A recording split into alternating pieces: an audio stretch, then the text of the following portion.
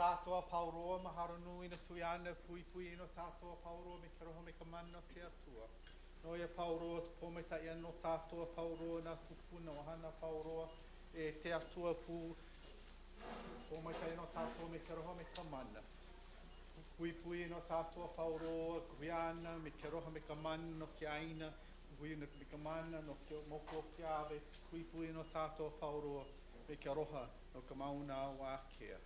Tō laina me ke roho me ka mana o te atua, te maramarama, e pō mai ta e no tātoa pauro o ki tāra mai tai o ki no mai te rāau, no te rāau, no te rāau, no te rāau, o ki no homala ino te wahi na mea pauroa, na piko luna, piko vaina, piko lalo pu. O vehe no me ke roho me ka mana, o vehe no me ke roho me ka mana wale no, e o ki no te ara mai tai, o ki ka me ino tuna, o ki te pilikia no hoi. E ho la no tātoa pauroa, te wai kapu, te wai laa, te wai o wai au. Pui pua me ka nui me ka ramana, mai te rāau, mai te rāau, mai te rāau, mai te rāau pu. E piko luna, piko o vaina, piko o lalo pu, ho la no tātoa pauroa. Pui pui me ka roha me ka mana, me ka roha, me ka manao, pui ane ka malama no ka ãina, malama no ka mauna wākea, malama no tātoa pauroa, la huia pauroa.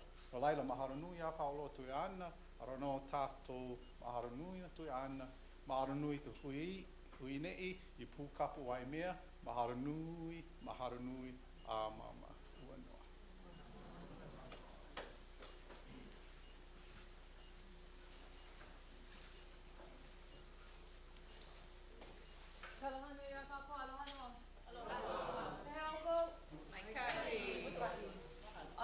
We are really, really grateful to and express our gratitude to each of you for coming here today or this evening, for joining the MAUNA KEA Stewardship and Oversight Authority tonight.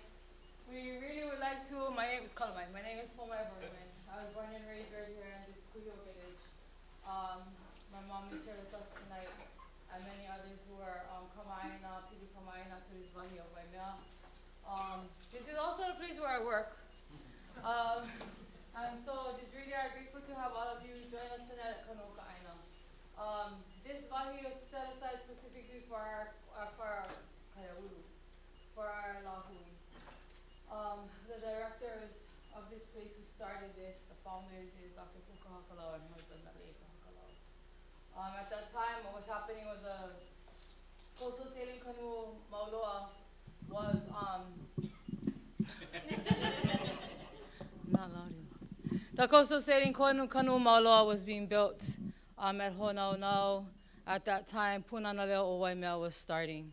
And so we have become a thriving school because of a thriving and a budding community. I would just like to point out, as everyone is here, that we welcome you into this bowl, into this stronghold, if you will. The stronghold is guarded and is cared for by our kia'i, specifically Mauna Kea, Mauna Loa, Hualalai, and Kohala. And so as a Kama'aina Waimea, we always make certain to be able to welcome in and to honor those who stand as pillars, who are born way before we were.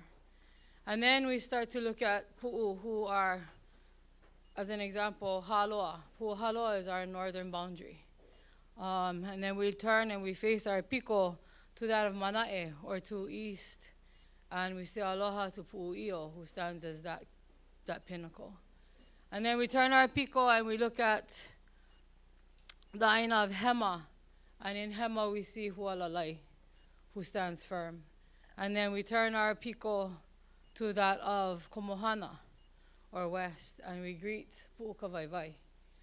So all of these features, all of these physical pillars, they make up who we are as Kanaka. And so our haumana that come here our kumu that are here, it behooves us and it is our kuleana to be able to become pili kama aina, to learn of aina, to dance of aina, to sing of aina, and to become aina, so that we can speak on behalf of. Welcome to Kanu Ka Aina in this Wahia Pu'ukapu. Kia aloha nui.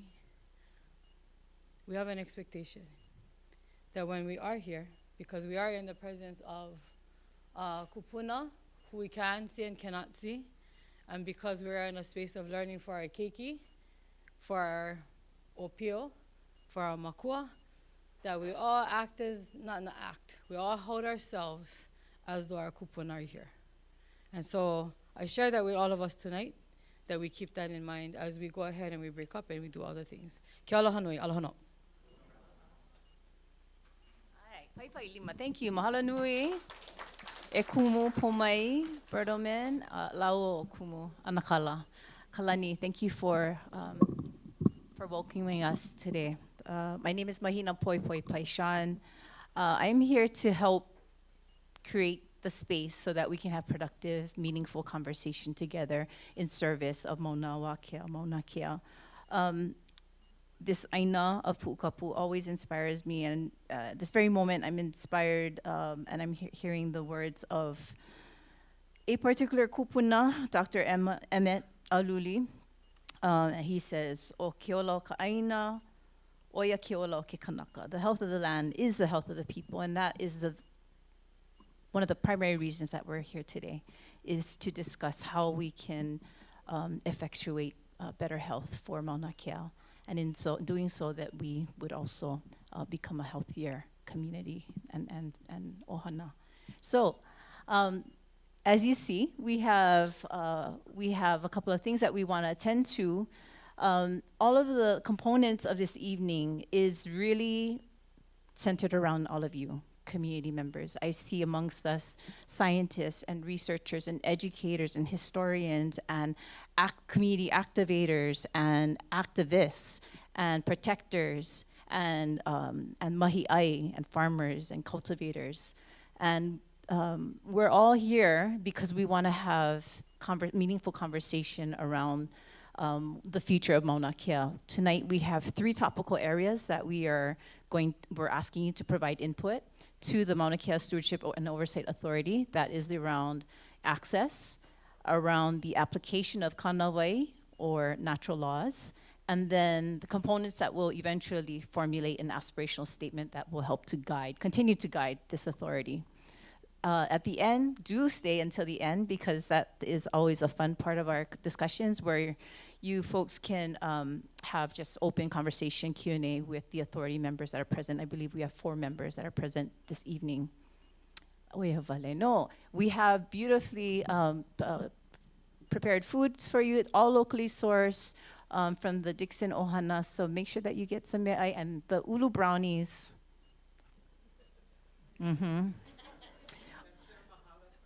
That's your mahalo for coming. You know, we want to invoke Haumea for inspiration and growth. And so we're going to now move on to very brief introductions. This effort is really important. We need to, we're here, we have a number of companies that are represented that are all locally rooted, primarily led by Kanaka, because we want to amplify your input. Your input is so integral to this new plan and this new way of governing and doing business. So if you're here from any of these companies, can you please just acknowledge and say aloha, mahalo. And there are more in the back. And we have some friends as well to mahalo to our media friends that are helping to capture the moment. Moving on, we have authority members that are present in the room. You'll learn a little bit more about why it was composed in this particular way. So here, present, thank you for pulling up the next slide. We have Chair Komeiji. Thank you for pulling up the next slide, Mr. Buckley. Thank you, mahalo. We have Vice Chair Dr. Noinoi Wong Wilson. We have Lanakila Mangwa. And we have Rich Matsuda. And Neil Hannes. And of course, the kupa, Pomei Bertelman. There are many other members that you'll learn about. You'll learn about the composition and why it's unique to the authority. We also have here tonight 3 of the 4 members that are running all operations for the authority, led by John DeFries, Executive Director, mahalo. Directed by Bill Stormont, mahalo nui. And Pu'ena An, mahalo for all of your kako'o as well. I think he might be in the back. And Lloyd Unibasami as well. So mahalo nui. This next part is really not to take up all the time. We're really trying to maximize your time to provide input. So we're aiming for about 60 to 70 minutes of your time to provide input. However, we want to front load it with about 20 minutes of background information, so you have just the fundamental information for you to have your conversations in 3 breakout groups. So I'm going to call upon Chair Kumeji. Aloha. I want to thank all of you for spending your valuable time coming to share your input. The legislature and the governor created something very different when they created the Mauna Kea Stewardship Oversight. We don't like to say authority, but that's what it is. It's called authority. And we're trying to do things in a very different way. That's one of the reasons why we're out in the community. We're doing 10 community meetings, going through all of the islands. And the purpose of the community meetings is to get your input about, you know, where we should be going, the direction that we should be going in. It's also very important for us to answer questions that you might have. And I don't think there's any other board that will sit up here in front of all of you and answer all of your questions. So like I said, we're trying to be very transparent. We need your help.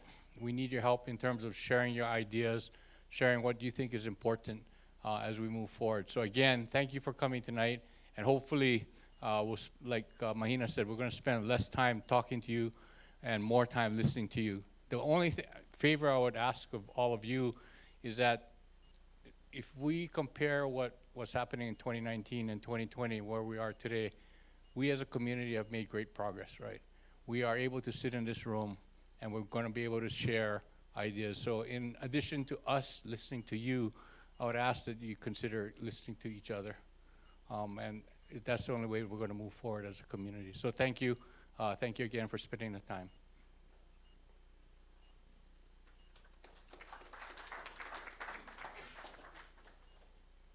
Aloha, everybody. We each get a little piece in this, right? So I'm Noinoi Wong Wilson, Vice Chair, and I think, I don't think it was mentioned, but we have an online audience. So we invite our community to also join us online. And so if we have 2 more events next week. And so if you have others who are not able to be here tonight, they can either join us in Ka'u next Wednesday, Kona at La'iopua next Thursday, or online. And then you'll get this again at the end of the meeting. But you yourselves, as well as your ohana and your community, can also go onto our website and provide us with more mana'o that maybe you thought of afterwards or you didn't get to express, or again, for those of you who are not able to be at the meeting, we're looking forward to receiving your information that way as well. So my part is just to talk a little bit more about how this authority was formed. And you know, it wasn't just the wisdom of the legislature. They were reacting to a very visceral reaction by our community about the way Mauna Kea was being managed at the time and the way the state was going and how they felt the future should be, how decisions should be made moving forward. The result of that was from the, well, I can say 2014, 2015 when Lanakila ran up the Mauna, but really it began decades ago when at least some of us in the community felt that there wasn't enough community input, or maybe there was lots of input, but the ears weren't wide open, right? And so the result of that was 2019, 2020, as we all know, or most of us know, and experienced that stand that we took on the Mauna. 38 of us kupuna were arrested. At least 100 were willing to be arrested, but you know the police gave up at that point after they got 38 of us. Some besides myself, there have been others. Don't have my glasses on, but if there's any of my other fellow arrestees in the room, you know, we honor you as well. But the result of that was Scott Psyche, who was the House chair at the time, or Speaker of the House, decided to put a working group together. And there were a number of us who were asked to sit on a working group, and the purpose was to just sit down and see if we could come up with with some suggestions or some recommendations to the legislature about how we might come up with a different way to malama our mauna. And the people in that working group there were about 14 of us. It was a mixed group. There were Kia'i, myself, Lanakila, Antipua Kanakaole. I can't think right off the top of my head of all 14, but there were, Rich Masuda was on that group as part of the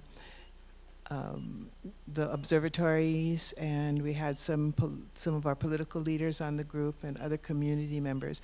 And we came up with a recommendation to the legislature, which was considered in 2022. And in that session, kind of miraculously, because I've never dreamt that this was going to occur so quickly, they came up with this Mauna Kea Stewardship and Oversight Authority. I would say a good 75% of the recommendations that came out of the working group were adopted into this authority. Not 100%, of course, but it was at least a starting point for us. And some of the recommendations that came out of the working group, excuse me, was the foundation, the cultural foundation that we felt was important for us to rely on in order to move forward as to how Mauna Kea should be managed. And so I'm going to read to you, and I'm going to read not because you can't read. Can you back up to the unifying purpose? Yeah, thank you. But because I realized one night when I didn't attend a meeting and I watched it online that the online people can only see my face and they can't see what you're looking at on the screen. So I'm going to read this out loud so they can also follow along. The unifying purpose at the time, we recognize that Native Hawaiians have an inseparable environmental kinship with ãINA. Therefore, the health and integrity of Mauna Kea is paramount. Our purpose is to establish a collaborative and holistic management framework for Mauna Kea grounded in Kanawai, the laws of nature, and prioritizes Native Hawaiian voices, contributes to environmental and social justice, and is sensitive to diverse perspectives. So the reason it's important to hear that is it's kind of the root of why some of the questions we ask you are specific about those things, because it's part of our management plan that we are in the process of putting together with input from our community. And in this round of 10 visits with our community, we are seeking your mana'o about those specific things so that they can be incorporated by our consulting group into what will eventually become the management plan. So part of what made us so different is we adopted in the working group, and then it was actually put into the law. These values and guiding principles. So it's not only these three values, which is Mauna Aloha, of course, understanding the reciprocal value of our aloha for Mauna, our long-term commitment, and maintaining the integrity of Mauna Kea. But Opukupuna is understanding and embracing our duty and accountability to Mauna Kea, the natural environment, and perpetuating Hawaiian cultural values embedded in the sacred landscape of the Mauna, and Holomua Oi Kela Kela, driven by creativity and innovation and constantly challenging the status quo, and it goes on from there. Also included in the working group report was a set of kanawai, or natural laws, that were provided to us by Antipua Kanakaole. That framework was not repeated in the law itself, but the accompanying committee report says that the authority can adopt that framework if we so please. So we're going to show you in a little bit a short video by Auntie Pua Kanakaole that talks about the Kanawai, and let you know as you listen to this that the authority is trying to wrap our head around all of this and see how we can use it as our framework for the management plan which is coming up. So with that, I want to introduce the next talking head,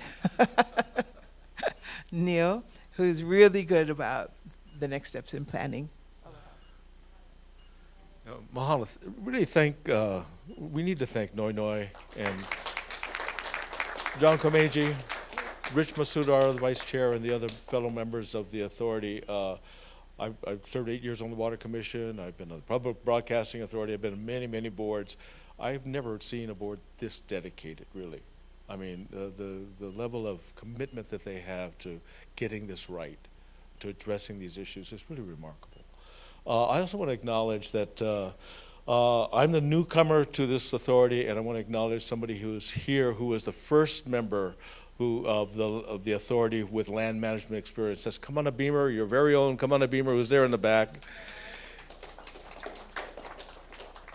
And I can't tell you how disappointed I was when I saw that Neil Hannes was going to succeed Kamana Beamer, because it was supposed to work the other way around with these things. Not us old guys replacing the young guys. But it truly is an important thing, arresting kupuna, tying up important projects, creating division in our community, endless contested case hearings, money sunk in litigation and in conflict is not the best use of our resources. It's not the best way to be a community. Okay, so the legislature in its wisdom sees this is a problem. And the legislature does what it does. It creates another state agency. They did not reinstate the Hawaiian Kingdom. Let's be really clear about this. And they gave us authority over a part of the MAUNA, not all of it. They gave us limited resources, and they said 5 years to stand yourself up, and you got nothing. So you got to build your team, you got to build your systems, you got to do all this kind of stuff, 5 years, and you got to do it in a sunshine environment so that no two people can talk to each other unless you have an agendized meeting, and so forth. So, but to use that as an excuse is not acceptable. So we power through. So we got to get this done because it's too unique an opportunity. Now, that's a pretty amazing mandate. When you look at the MAUNA is paramount. It's not a parcel. It's the paramount stakeholder. And so creating an entity in a state government system where that is the driver for how we regulate human activity is kind of a new thing. Kind of sad to say, but it's a new thing.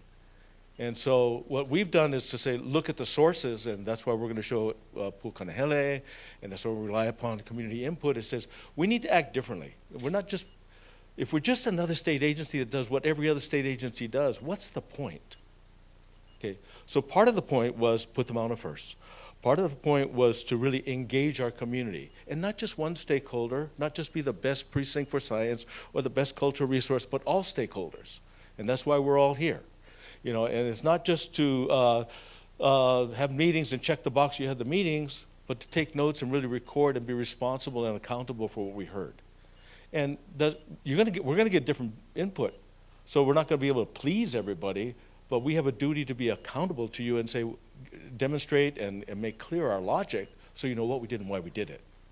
And then you can agree or not agree, but we have that responsibility to listen and to be accountable. And then when we have a plan, we should enforce it. And it should be consistently enforced. And if things are to be done, they should be followed through on. So that's part of the character or the culture that we're trying to build into this new state agency. And we want to be planful, okay? And part of that plan, we can kind of flip through one more, is to really separate strategy from, let's not drive right into regulatory practices until we understand where the heck we're going. And so we thought on this side we kind of create a strategic framework. And I see Onohe and I see Pomai and I see all our great navigators here. And this is something we've learned from our navigational community. You know, it says, see the island first. What is that? You know, and what does that look like? And put that over here. And that's the guide star. That's our hokupa'a that we're going to use to guide our action. Now we can start looking at astronomy, we can look at educational activity, we can look at cultural resource management, we can look at recreational uses, commercial uses, once we figure that out. And so we're not going to figure that out ourselves, and we're not going to ask you to write the whole thing. But we thought we'd pick out certain things that are really important to get input on and give you some opportunity tonight to offer that input. One, in the case of the strategic framework, is an aspirational statement. And you'll get more on this in a little bit, but the legislature said to create an aspirational statement that addresses, there it is, that acknowledges and contextualizes unresolved social justice issues that underpin the conservation, preservation, and public use of Mauna Kea. What are those things? We got to write this thing, but help us know what that is. What are those issues that we should be striving to address? It's probably not something we're going to get to tomorrow. It's going to be done in a day. The day after we adopt the plan, it's going to be something we work toward over a long period of time.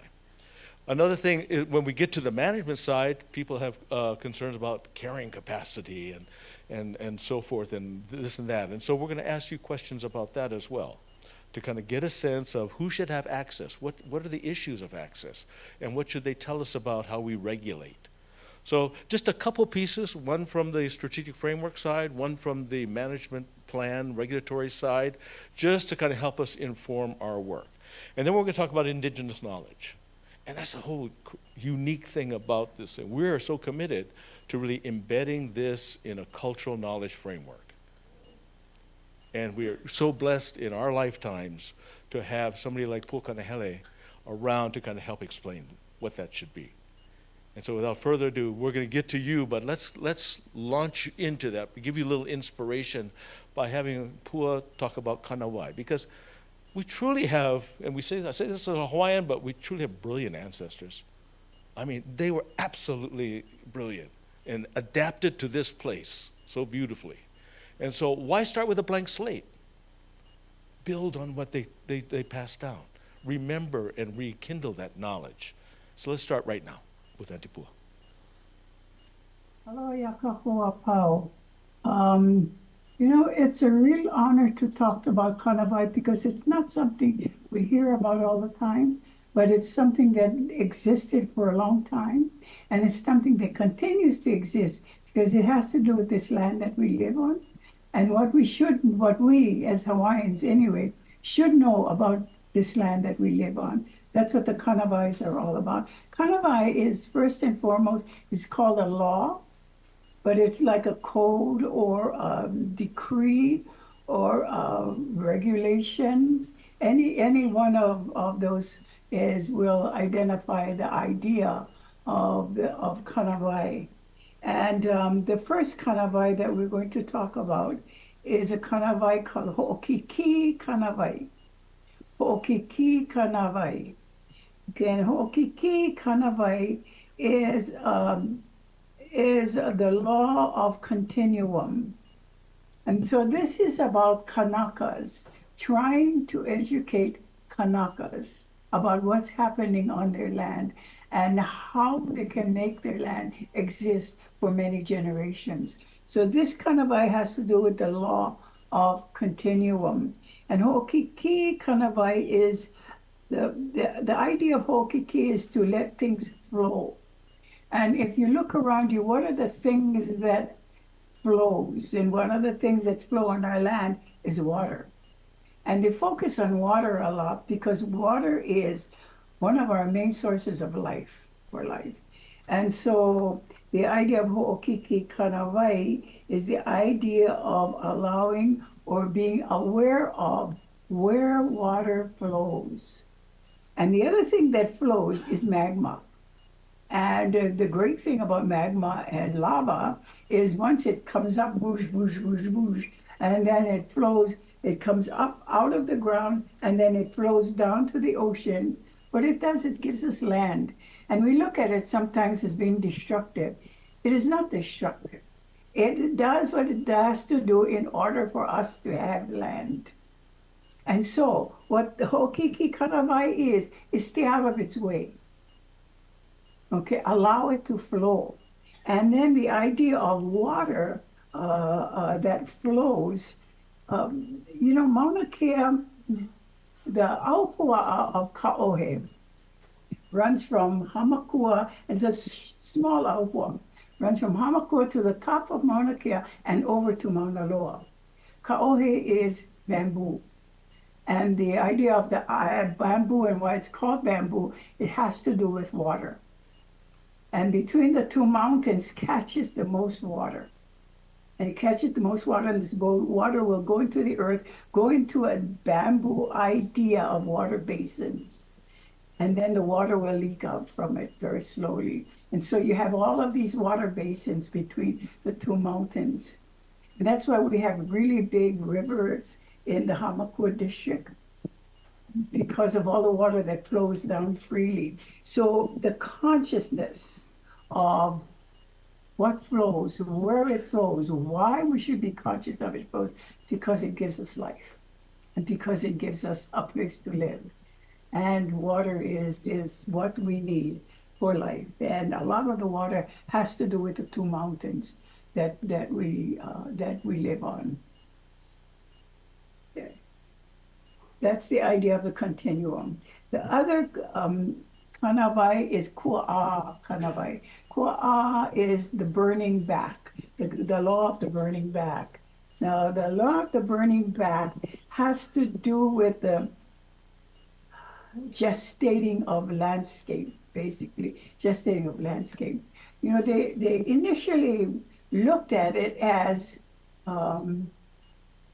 or compared it to an ali'i of very, very high rank. You don't approach the ali'i of very high rank because he is out of reach of everybody. It's the same thing with these land areas, the landscape that we need to hold sacred, or we need to hold like they're going to do a lot of good for us, because these are the land areas that are necessary for our existence. One is, of course, the volcano, and is one of it. The other is places that have marshes and streams and rivers and coral heads and the idea of the wet forest, because all of these things help to reproduce what's in there on the land. Coral head lets things out into the ocean, and a lot of fish go for it. Okay. And the wet forest is what gives life to more forests. Okay. And the streams do the same thing. And so this is the idea of the law of the burning back. So you look for these places and you be sure that you allow these places to maintain itself as it is. The other kanawai is Kaiokia kanawai.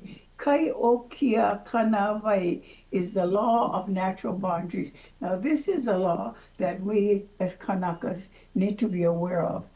Okay. The law of natural bodies is the law where all of these things that I just talked about, the volcano, the movement of water, and all of that, where they are moving. And what it's saying is that you have to recognize the boundary. So what this is saying, know the boundaries. Know your boundary as a Kanaka and know the boundaries of the land. So Kanawai is all about the environment, all about the land and what the land is doing and where the land is and how the land provides for us.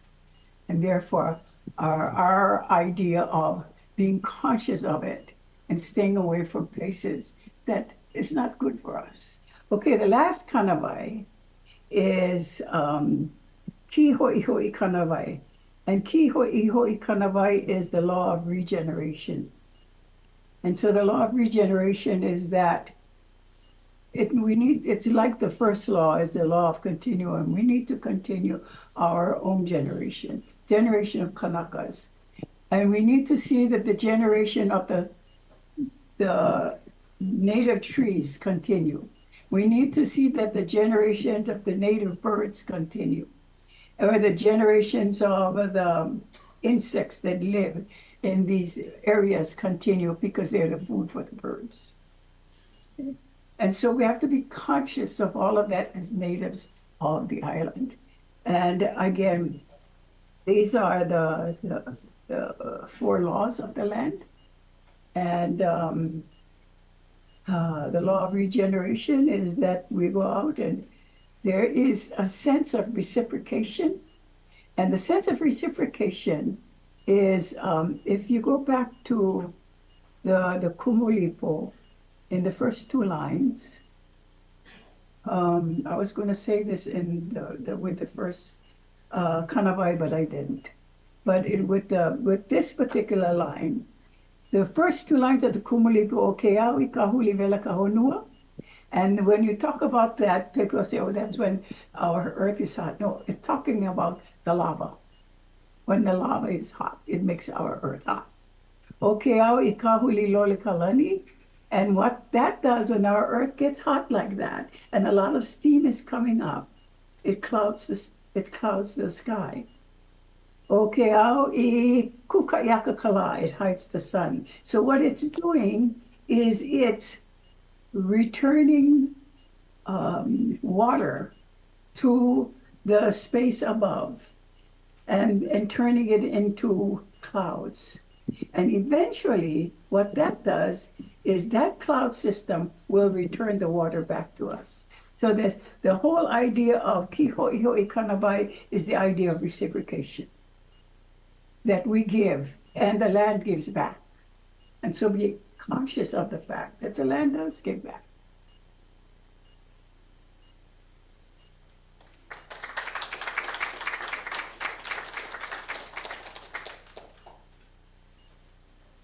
Yeah, mahalo. At this time, I'd like to ask Director Stormont to expand or elaborate on the project area. Thanks, Mahina. In the meetings we've held up to tonight, there have been questions about, okay, where is the land that we're talking about? And so I offered the opportunity to just share with the group using this map, what are the lands that we're talking about when we talk about the Mauna Kea lands? And so I'll just step over here if that's okay. Okay. Here you go. Thank you. So in this image, prior to the mid-1960s, all of this land in the image, I waved my hand and it went away. What's up with that?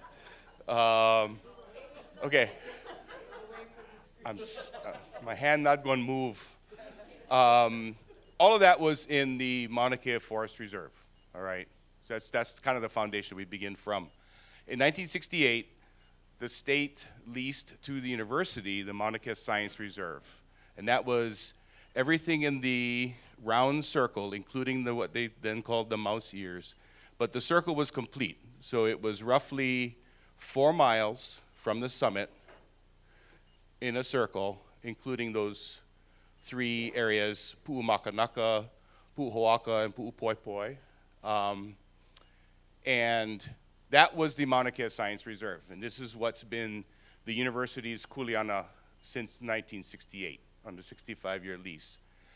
In the 1980s, the state came back and removed this portion of the Science Reserve and took this part of the Forest Reserve and made the Mauna Kea Ice Age Natural Area Reserve. So this went back to DLNR's kuleana and responsibility, as well as Pu'upohaku here, this square. And then along with that, at one point in time, the 19 acres here at Halepohaku was also leased to the university. So when we speak of the Mauna Kea lands in the context of the kuleana that is now the university's, and is coming to the Mauna Kea Stewardship and Oversight Authority for management. It is these lands here, including the summit and the 19 acres at Halepoaku. And yes, and then thank you. The roadway from, and if you've been on the mountain, you know that at Halepoaku, we're the visitor station here. This is the end of the pavement. Then there is the switchback section of the roadway that goes up, and it goes all the way up to the summit. The Paul, what's up? Yeah. The university has a non-exclusive easement on the roadway, which is open to the public. The university now is the caretaker of the road and manages the road. So I just wanted to give everybody an opportunity to understand what the lands are that we're talking about, because this will come up in the conversations we have subsequently. So.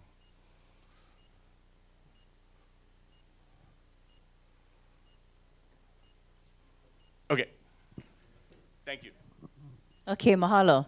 So now, mahalo. Thank you for all the information. So some housekeeping, and then we have some movement, okay? Housekeeping, if you have not picked up a delicious locally sourced bento, please do so. We want to feed you. This is right in the dinner time, so please. There's lots of food, and there's delicious ulu brownies and mamaki tea as well. Restrooms are just in the back to the right in the hallway as well. And then finally, if you have not yet checked in, please do so. It's really important that we get your email information so that we can stay in contact with you. The other thing is that you will be receiving one of these cards, okay? And the reason why, this is our opening activity, and so we would love for you to make sure that you have this. And if for those that need to leave, hopefully you don't have to leave before 7:30. We'll probably go to 7:40 this evening. We want to make sure that you have a packet. This is our Mauna Kea in Every Home effort. We want to make sure that we are all thinking, loving, caring for Mauna Kea. And so we have materials to enjoy and to share. Okay, so this is how we are going to organize our breakout sessions. Facilitators, if you could come up with me, and then, yep, and then we're going to. Okay, so if you have a red dot on your name tag,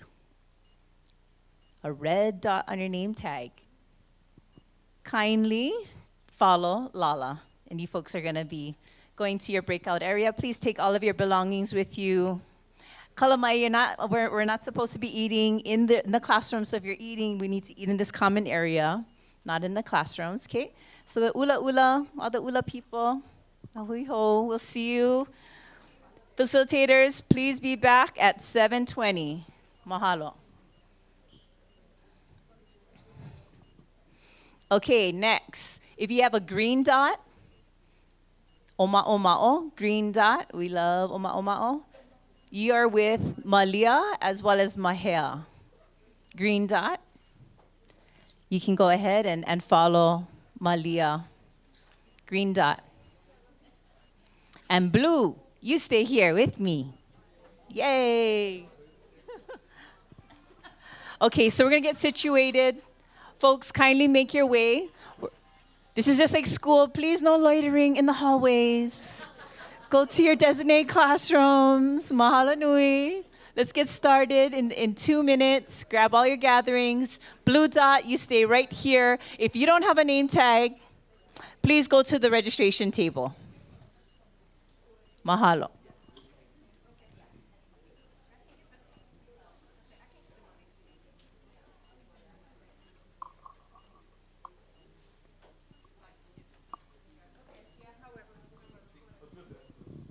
Okay.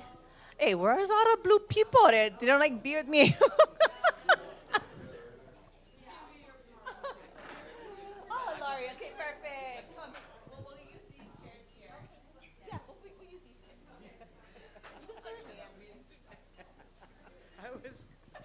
I think Journey went to get some food. Perfect. Okay.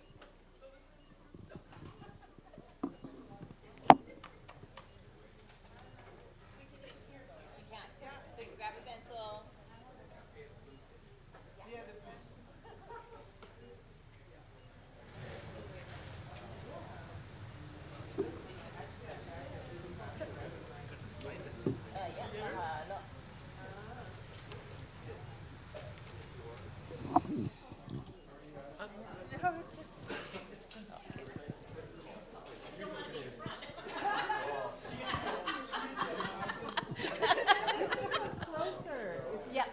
come closer.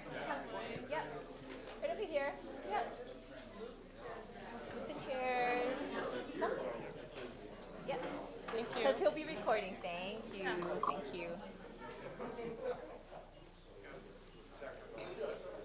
Oh, and for me, right on. All right there. How about right there? Wonderful. Yep, you guys can grab bento. Jason, eat. Hi. Hi. Are we starting in a couple minutes? Do I have In a time to go to the minute. restroom? Okay. Yeah, you have time. Yeah. You good? You're good. I'm good. Okay, perfect.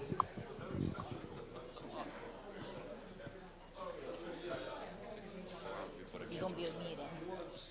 Yeah.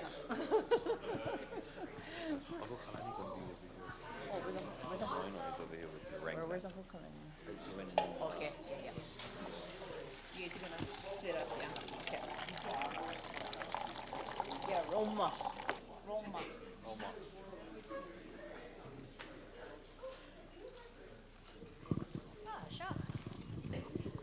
Okay, the first thing that we're gonna do, does everyone have one of these cards, either one? You do? Okay, great. Just take a minute, if you just maybe can contemplate, or you can write your response on the card. We are gonna collect your responses if you wish to surrender them to us, and we're just gonna make an art collage. You don't need to write your name or anything like that. But if you could just reflect on the question, they're the same. The question is, what is your vision for Mauna Kea? Okay, so I'll give you about 30 seconds to think about that question, and then you're gonna turn and talk to a person. Yeah. We were hoping when you grabbed it at registration table, you'd have time to think. I thought I know. I thought I knew it. You know, I have that, but No more grades right. tonight. No grades. you don't have to do it. All the teachers in the room, no grades. Thank you.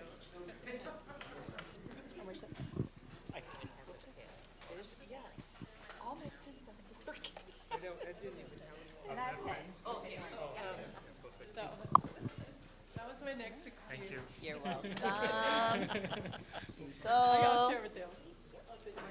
Okay. If somebody else. These are really old. I know, I had to. Yes, thanks so much. No problem. May I? Yeah. Thank you. Oh, yeah. Thanks.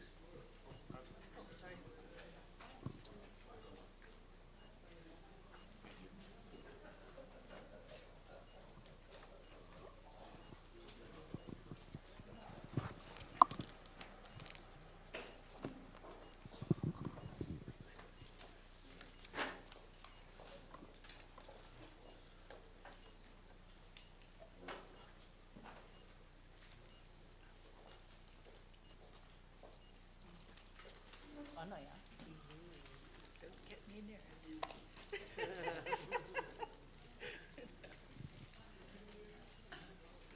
Okay, another 20 seconds. And those who are fun times, we get to be in the larger space. However, we are the ones that we're being live streamed. So if anyone, say how's it? How's it? If you do not feel comfortable talking on the live stream, no problem. Please participate by listening, and there's a survey that you can fill out, and it's the same questions. Yeah? Okay. I see people are writing, so I'll give you another 20 seconds. And then what I'm going to do is I'm going to ask to just turn and talk to someone next to you. Hopefully it's someone that you don't have you know very well for over 30, 40, 50 years. And you're going to just say your name, the ãIna that for you have a close relationship with, close connection to, and then you're going to respond to the question at hand. Okay, so let's do that now. Let's turn and talk to someone. 1 minute each person. That's how we're going to fill our room.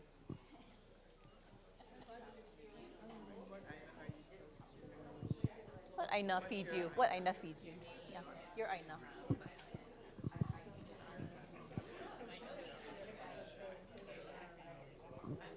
No, not for 50 years, that's for sure. So it's your name, your ãINA, and then response to that question to one another.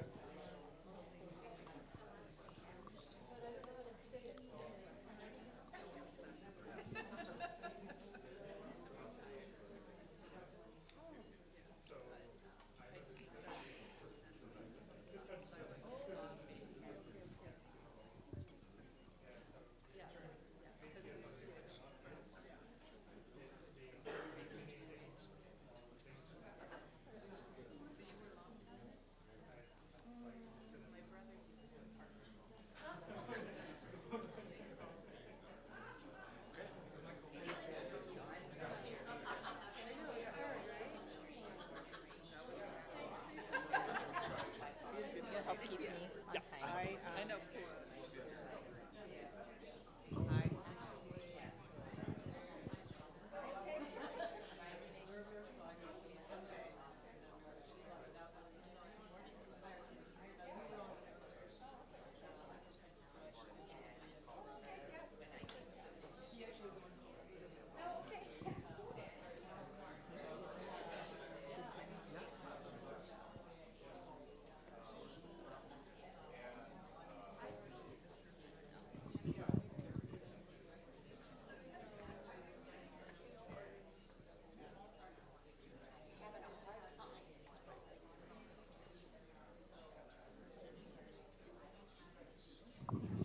Okay, another minute.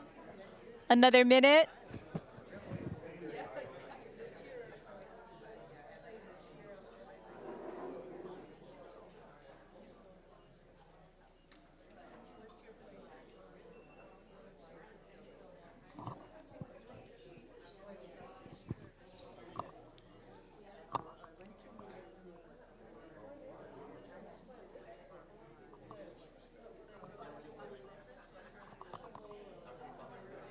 Sorry.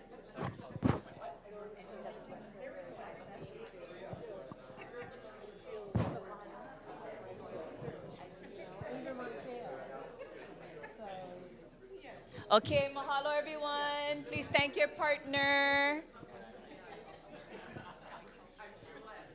Okay, so here's the first decision that I'm asking you to make as a group.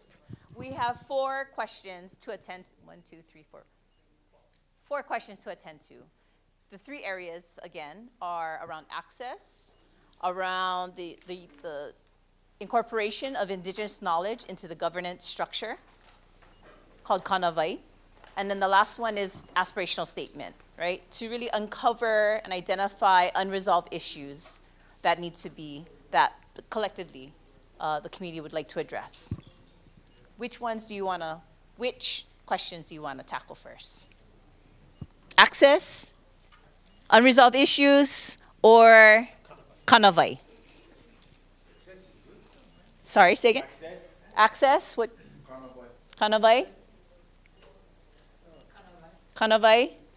Is that okay if we go start with Kanawai first? Okay, we're going with Kanawai.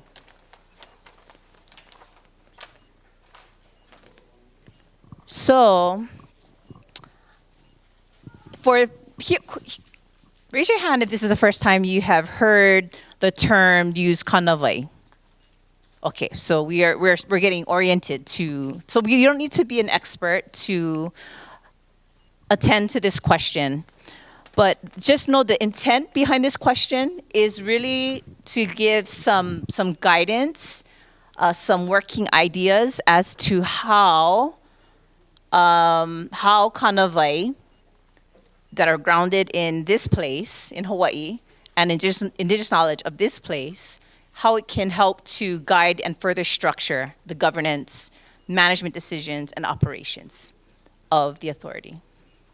I'll start off with giving you a couple of examples of what we've heard. This is the 8th meeting of 10 meetings. So we just came from, Hilo was last week. Prior to that was Kauai. We had a really robust conversation on all islands, but top of mind is Kauai. And folks on the north shore of Kauai, ãIna side, they created after 30 years in the making, and essentially nonprofit groups, cultural practitioners, lineal descendants, New residents as well came together. The moment presented itself where finally there was a common issue that all of these folks wanted to address together.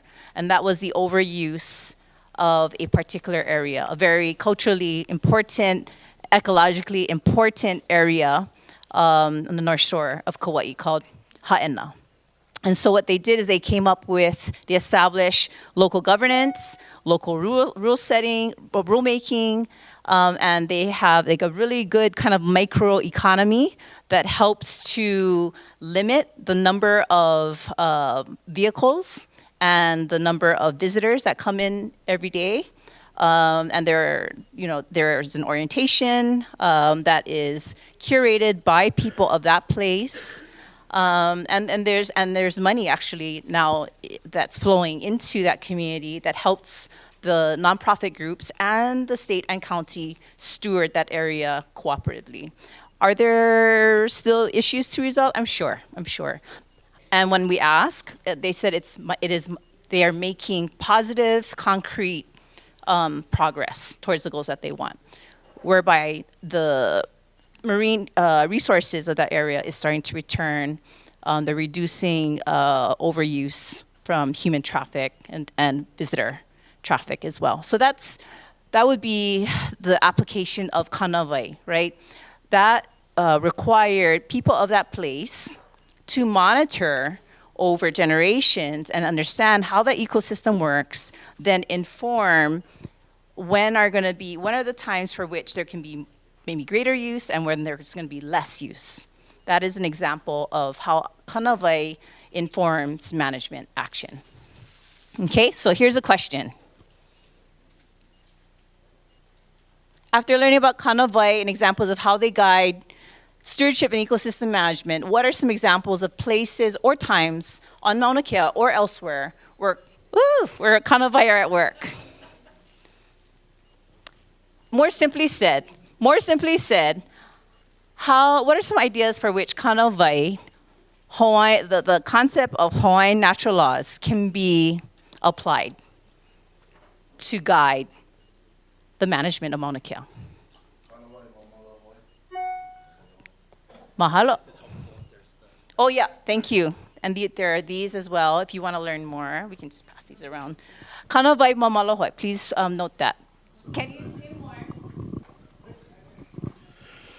Kanawai. Hello, check. Is it on? We're not here in the house. Okay.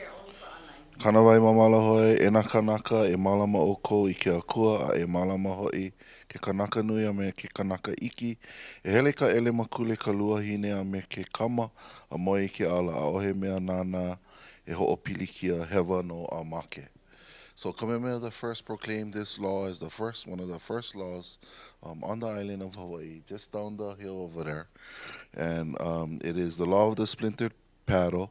O people, honor thy God, respect alike the rights of people, both great and humble. May everyone from the old men and women to the children be free to go forth and lie in the road by the roadside or pathway without fear of harm. Break this law and die.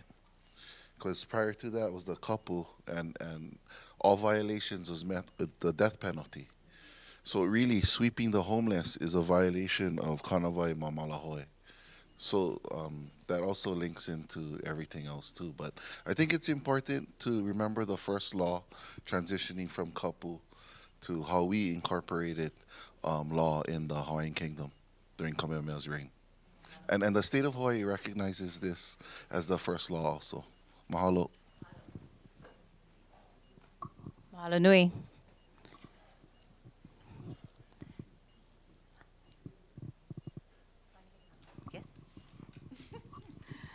Aloha kako. I'm Pua Case here from Waimea, from Pu'ukapu.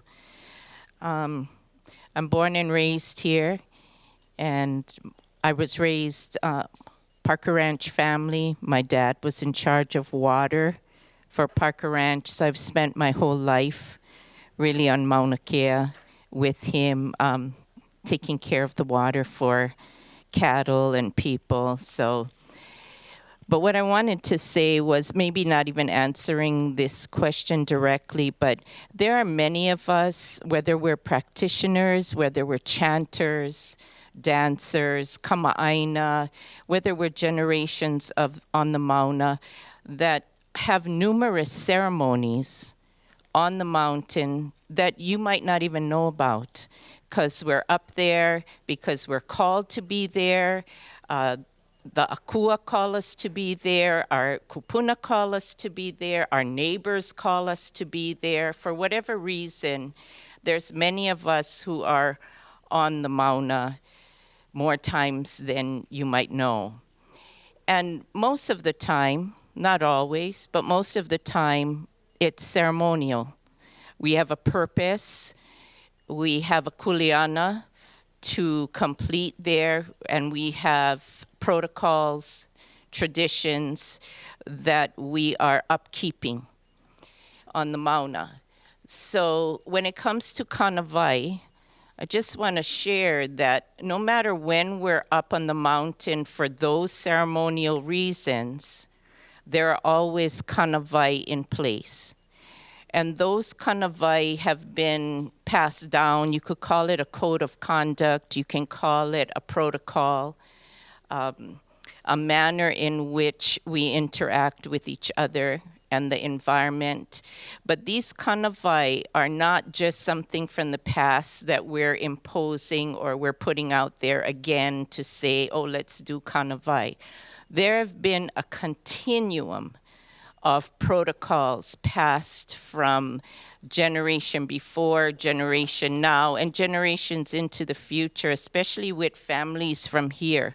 Kupa'aina families, families that have put their piko in the Lake Waiau, for example, for generations, because that's what their family did.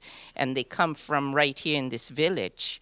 So Kanawai, it has been ongoing, is what I want to say. It's not a new concept. We're not reintroducing it. You may not have been familiar with it. Even if you were Hawaiian, you might not have been raised in that manner, but somewhere in you, you knew how to conduct yourself in these wauakua, these sacred places, these protected places.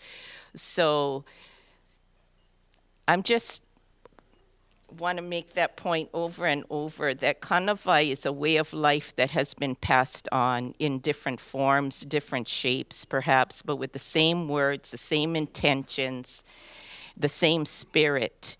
And so it's not an option. It's a way of being, especially for Kanaka Maoli. That's the part of who we are. We have to have this to regulate ourselves and our ceremonies and the way in which we interact with the environment. So whatever the Kanawai ends up being, they are already in place. And so, like Pua Kanahele said, there are authorities on Kanawai, and they have been practicing them. They have been teaching us over decades on how to behave, how to chant, how to dance, how to do the things that we do. So I just want to really uphold that word, Kanawai, as sacred, ever living, and our kuleana. Mahalo. I have two follow-up questions for our first two respondents. So you brought up the Kanawai of Mamalahoi.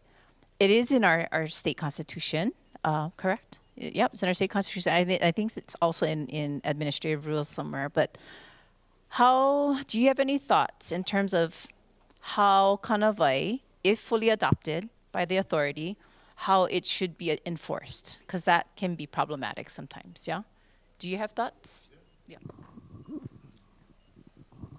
So first of all, we need to understand, actually right now on Mauna Kea, there's 4 different legal frameworks being applied right now. One of them is Hawaiian Kingdom law with Uncle Bully Soares. The other one is 1921 Hawaiian Homes Commission Act federal law. I think they have like 140,000 acres up there. And then there's State of Hawaii law, the Conservation Use District, and other areas. And there's also the newly, I think, cultural kanawai. But I think right now, the state of Hawaii law is the only one that you can apply in state of Hawaii courts. Because a lot of times, Hawaiian Kingdom guys, they just get thrown in jail. So this is kind of connected to the social justice piece. So I think it's really important to make a space for Hawaiian Kingdom law practitioners to practice and not get violated and thrown in jail all the time, like they have been for over a century. So my remedy would be to have a safe place for maybe all of the jurisdictions to walk in their identity, so that they don't develop multiple identities, which I think most have already, because you get retribution in your jobs, in the school setting, educationally.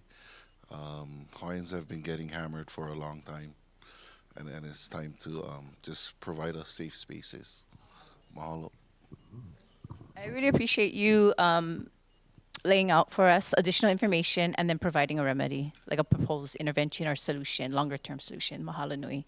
Any other thoughts? Yes. Hi, I'm Lisa Wells. I work for the Canada France Hawaii Telescope. And when I've been here for 26 years now. So I may be a haole, but every time I go to the summit, I thank Paliahu for letting me trespass on her space up there. And she showed her head this Sunday when she dropped a bunch of snow on us.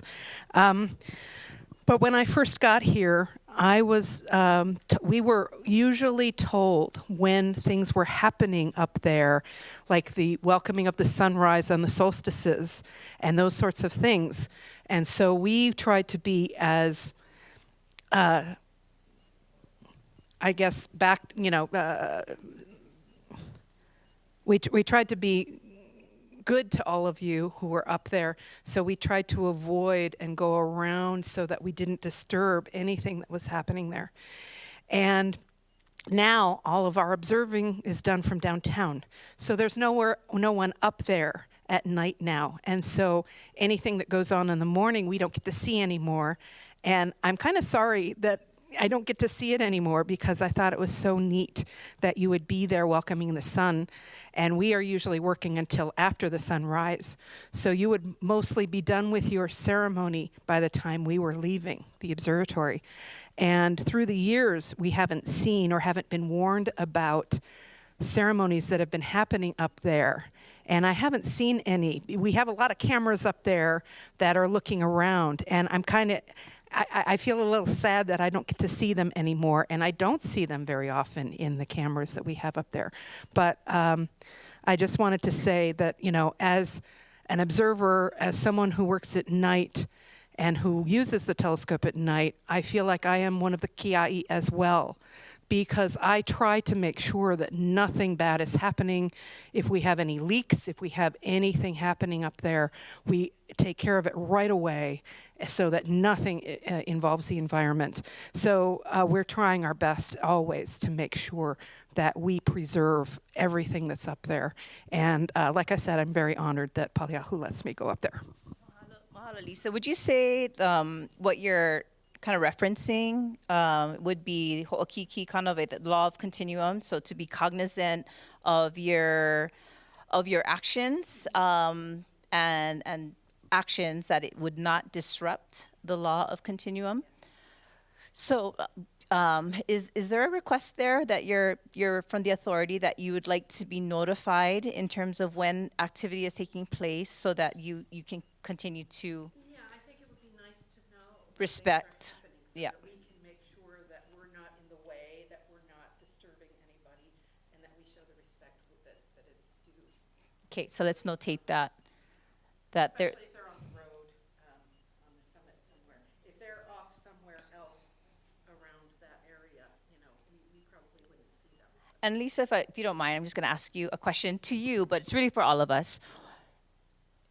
There is a desire to provide education and training, ongoing education and training to different folks who do you think, to come into better understanding of Kanawai in its totality and its fullness, who do you think should be provided, who should have access to this kind of learning, education, and training? I would love to see all the observatories receive some of that.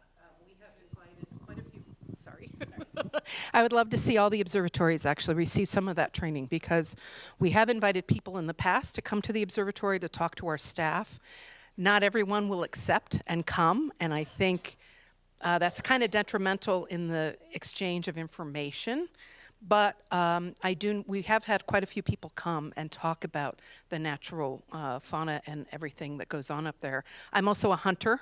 I don't hunt on Mauna Kea. I hunt in other places, but I know people who do hunt up there as well. And I know that they are probably more cognizant of the nature of things up there as well. But thank you. Who else? Yeah. Yes. Aloha. I'm really grateful that you have that intention and understanding and relationship. Just to one point of being notified of cultural activities or ceremonies, I would say that that would not occur. And the reason I would say that is it's almost like we're having to let somebody know that we're going to be on the Mauna, but completely understanding, right? And so, yeah, so I feel like because we're online, I have to address and affirm that as a people of ceremony, those days are long over. Thank you. Aloha, my name is Journey, and to your question, Mahina, about who might need access to education, just for context, I was born in Hilo, raised in Waimea, and have worked here at Kalo, now work at KEC, and I've worked all over the place. And even though I was born and raised on this ÄINA, I only learned of Kanawai for the first time tonight. So I think as far as who should have access, I think it's going to be hard to discern who should have it. I would advocate for it being open source or available to anybody who's interested, and honestly mandatory for anybody who's going up, whether you're a tourist or whether you're working up there or, transporting goods. But if you had to prioritize because of lack of resources, then I totally would understand that. But I think a lot of people would benefit from learning it, because as Auntie Po was saying, it's like, even though I didn't know the word, I knew the practices, because you learn it when you're dancing hula, you learn it when you're doing oli, like you learn all of this stuff, but you don't always have words for it. So it would be nice to have the words alongside it. And thank you for putting that on the record, that your recommendation is that education and opportunity, access to learning and education be available for all those that are accessing Mauna Kea, and available to anyone who is interested, who would treat that knowledge with respect. Mahalo.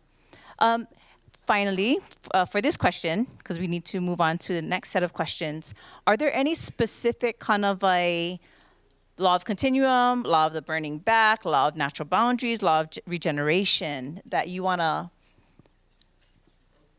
provide? Could I just make it? When the gentleman got up and said how it was the main area that you folks are interested in, is right at the top, to me that goes against Kanawai. Because, what Auntie Pua was talking about and everything is that whole movement. And, with our water issues, with, geothermal, talking about drilling up in that area and everything, all of that connects. And when we look at the Mauna from our vantage point and everything, I mean, it's the whole thing. And so I think when you take into consideration the Kanawai, you've got to, I think that's what Pua was saying, so. Thank you. That's really great. One of the Act 255, which is what we lovingly refer to as this law, So you'll hear that, Act 255, all the time. That's the law that created the authority. It also asks the authority to consider what larger landscape should be included that is not currently included. So when the working group created its report, we actually suggested that the land that should be part of the authority would be from Pu'uhuluhulu down at the intersection all the way to the summit and a circle completely around the Mauna with a little bump for the privately owned lands, which are in Mauna Kea side and on Waimea side. We kind of made the rabbit ears there. In their wisdom, and because it would have created a lot more discussion than they were willing to engage in at the time, the legislature restricted us to what the University of Hawaii currently has kuleana over. So they gave the 3 TMKs, which are currently under the university's domain or management, to us, and with the recommendation that we should come back with a request. So you're right, because oftentimes when we talk to community, they're talking about how we act as Kanaka humans in this very sacred space.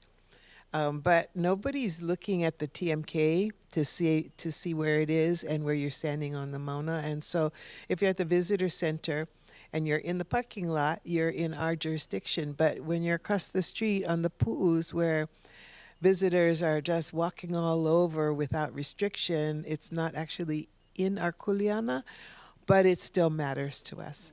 So how do we teach people how to behave on the Mauna, period? And, and the sensitivities of the elevations, which is Waukanaka, and then which is Wauakua, and then how your actions and your presence affects everything up there. So, yeah, mahalo for that, though. Mahalo. Sounds like you're citing all of the kanawai with some emphasis on Kai'okea kanawai, the law of natural boundaries. Law of natural boundaries, and then law of regeneration, right? So if one particular area within the ãINA system is affected, then it will have an impact on its regenerative functions. Okay, final comments around kanawai. We can also come back. Yes. Maybe we should also just make sure we go through an orientation every so often so that we are aware of what's going on up there and all of the natural beauty and everything. Maybe that should be also enforced for all of the tour guides that take people up there. They should be watching these things so that the people who go on the guided tours should know these things as well. So. Thank you. Anyone else who has not yet talked? Any final comments? Yes, thank you. Bonjour, my name is Laura May. I'm an observer and an astronomer and an educator and artist, and I want to talk about the Kai'okea kanawai. I'm from France, and so I live in the United States right now, and I'm a guest here once a year usually, and I want to echo the call for information. So the first times I have come, or every time I have come, the person I work with, Bryce, he was very good at informing me of the natural boundaries, and I really value that. I've lived in a lot of different countries. I just lived at the Grand Canyon for a couple months, and he told me about the lake, for example, that we respect and honor. In fact, I saw a small, I think, ceremony or someone who was at the lake.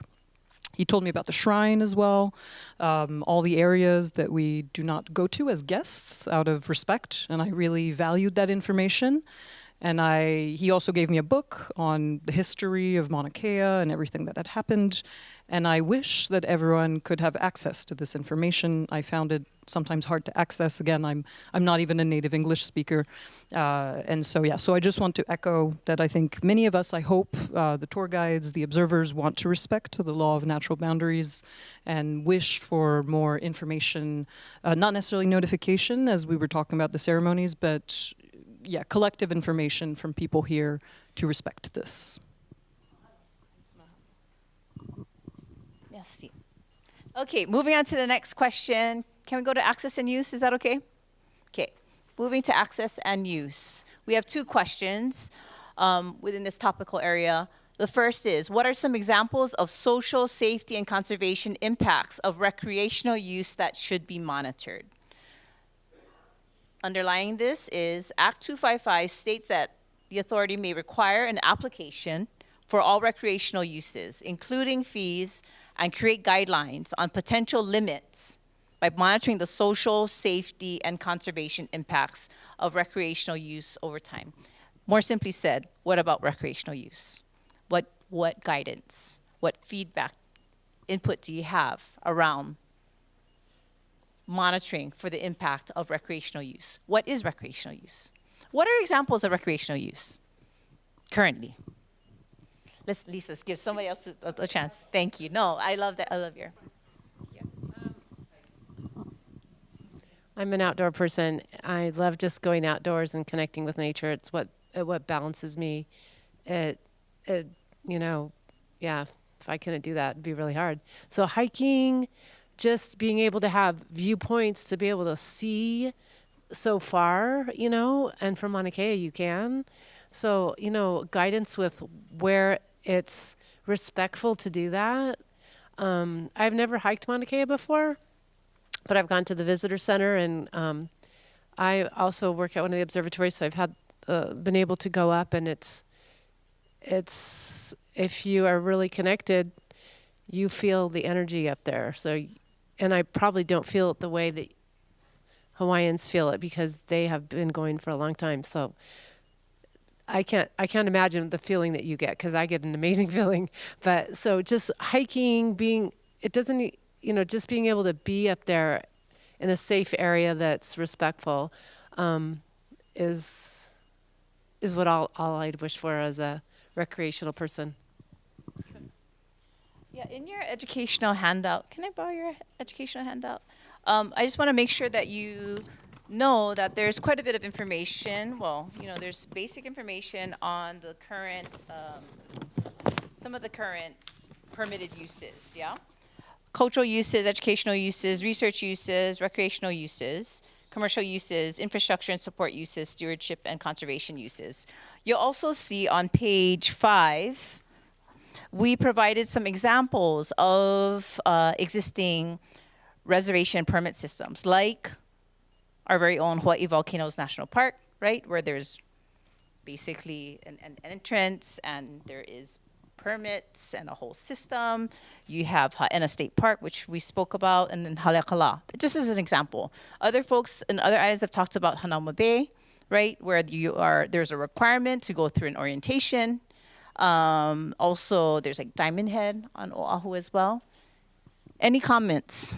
Again, attending to, what about recreation? Recreation, for the record, I'm a lineal descendant. In the Mauna Kea Cultural Survey, named my ancestor, Kamehameha first named her the last guardian of Lake Waiau. With that, in relation to access, I should never have hindered access to the entire area. For the record, now that you guys know, Hawaiian Homelands has my genealogy. And so historically, Native Hawaiian tour guides, owned and operated companies, has been kind of, I guess, kept out of being able to have the 8 permits that allow tours to go up to Mauna Kea. So, you know, every tour guide or company that's allowed to have these permits, Native Hawaiian beneficiaries for economic self-sufficiency should have the first crack at those permits.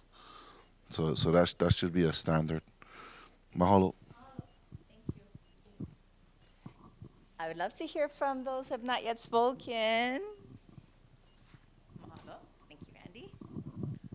One thing I thought of when this question came up was, and it's topical because there's snow up there right now, and whenever there's snow, it gets crazy, and lots of people come up to play in the snow and pick up some snow to take back with them. and there's a lot of safety issues, and every year there's some problems associated with that. So that's something that should be monitored and kept in balance with the other activities that are going on up there somehow, in my opinion. So. What, say more about balance. And the reason why I bring it up because that you know, I too am a Hawaii Island resident, and people look forward to interacting with Mauna Kea and the deities there through snow, and yet there are some impacts. So what is the balance that we're looking for? Can you further define that? Well, I think the rangers that are up there now do an excellent job of safety and educating people as they go up and checking the brakes and all that. And I think when there's snow and when there's an event like that, they're overwhelmed. And so somehow, whether they can boost up their activities or call in some help, because you don't want to necessarily limit the residents from these. It's really fun when there's snow and it's unique. But if somehow we could make it a little more safe and a little more guided so that there aren't traffic problems and safety problems. Noted. Thank you. Anyone else here? Any Himana'o thoughts? Sure. Questions are great too. Especially about the safety. I think is part of the authority to address safety issues on the road, because I mean, there's two parts of the road right now. There's a part that is basically paved and one that is not. So is there a vision in terms of safety, road safety, to pave the road all the way, for example, and that maybe address some of these issues you're talking about? But at the same time, we'll give more access to the summit because it will be easier to go up there. So I was wondering, how do you think this kind of balance you were talking about could be addressed just by thinking about the access through the road? And if it's, I couldn't understand exactly, is that under the authority of the MKSAO, or is it an easement which is part of the state? I didn't understand that part of the road. Who's in charge of the road, in fact? Thank you. So we're noting two questions. One is desire more information around access, particularly to the access road, and who has the responsibility to maintain and to assure safety, public safety, right? Make that information visible. And then the second question is, what are the authorities' plans to manage the paved roads and then non-paved roads? So, on behalf of the authority, I believe that the paved road is county road, and where the pavement ends, right at Halepohaku, right at the top of the building area, and the road turns to gravel or non-pavement, is the road that the authority has an easement, non-exclusive easement over. So currently, and maybe Rich, if you have any more information on that, there are no current plans to pave the unpaved portion for a number of reasons. One significant reason is the cost. It's the cost, yeah. One of the things that the authority has to grapple with, one of the directives in Act 255, is the authority has to determine what the carrying capacity is of that portion that we have responsibility for. So is that a number, or is that, how do we come to that? We haven't asked that question, but it is on our plate. And we have to somehow determine what that number is going to be, and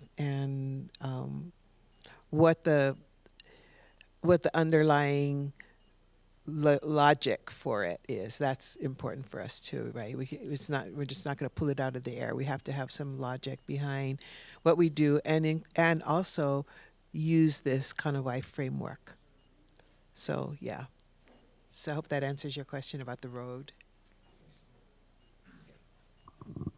Then I'll come back to you. Yeah, I think what I was trying to talk about was the balance between trying to protect the site by limiting the access automatically by not paving the road versus paving the road. And if you are thinking about like I say, you have here including fees makes sense in a sense if you have a certain level of visitors. And so by limiting access with the road, you limit your own way of getting fees.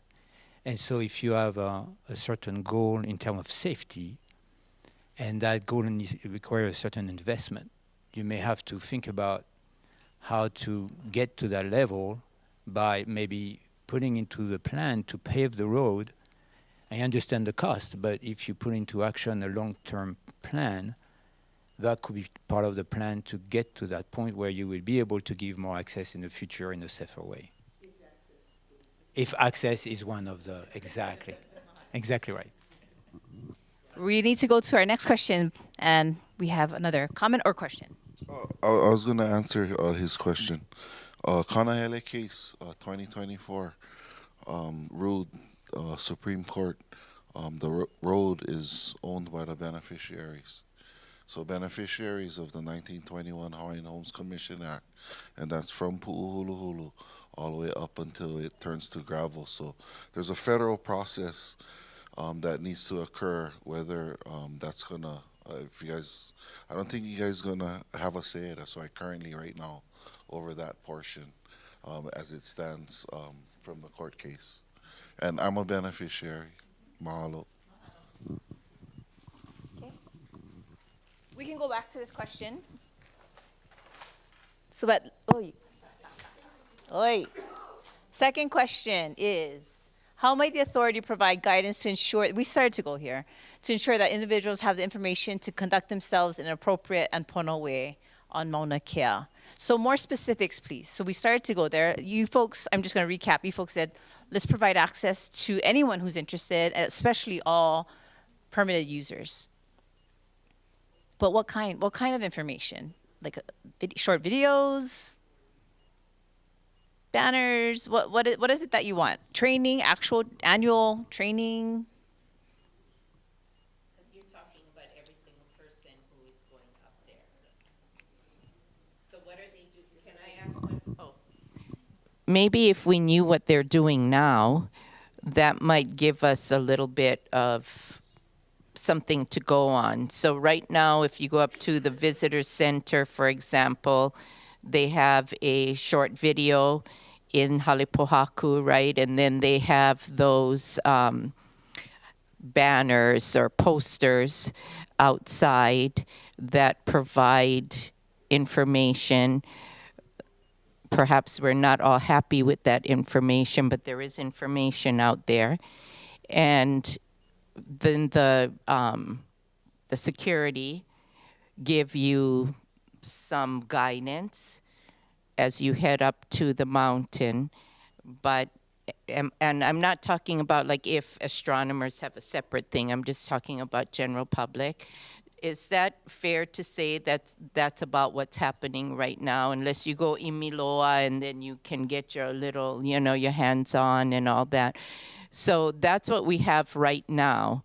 So if that's not sufficient for this next phase, what would we consider building on or replacing, just as a start?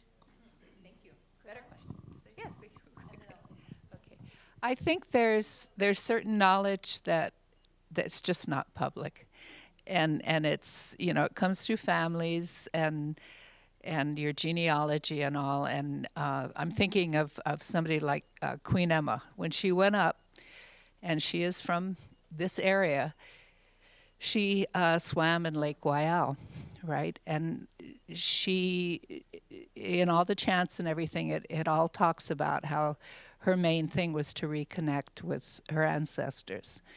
And how do you deal with the spiritual side of that, and that there is just some knowledge that isn't and shouldn't just be out there, it's passed down in a very specific way. Just throwing that out there. Yes.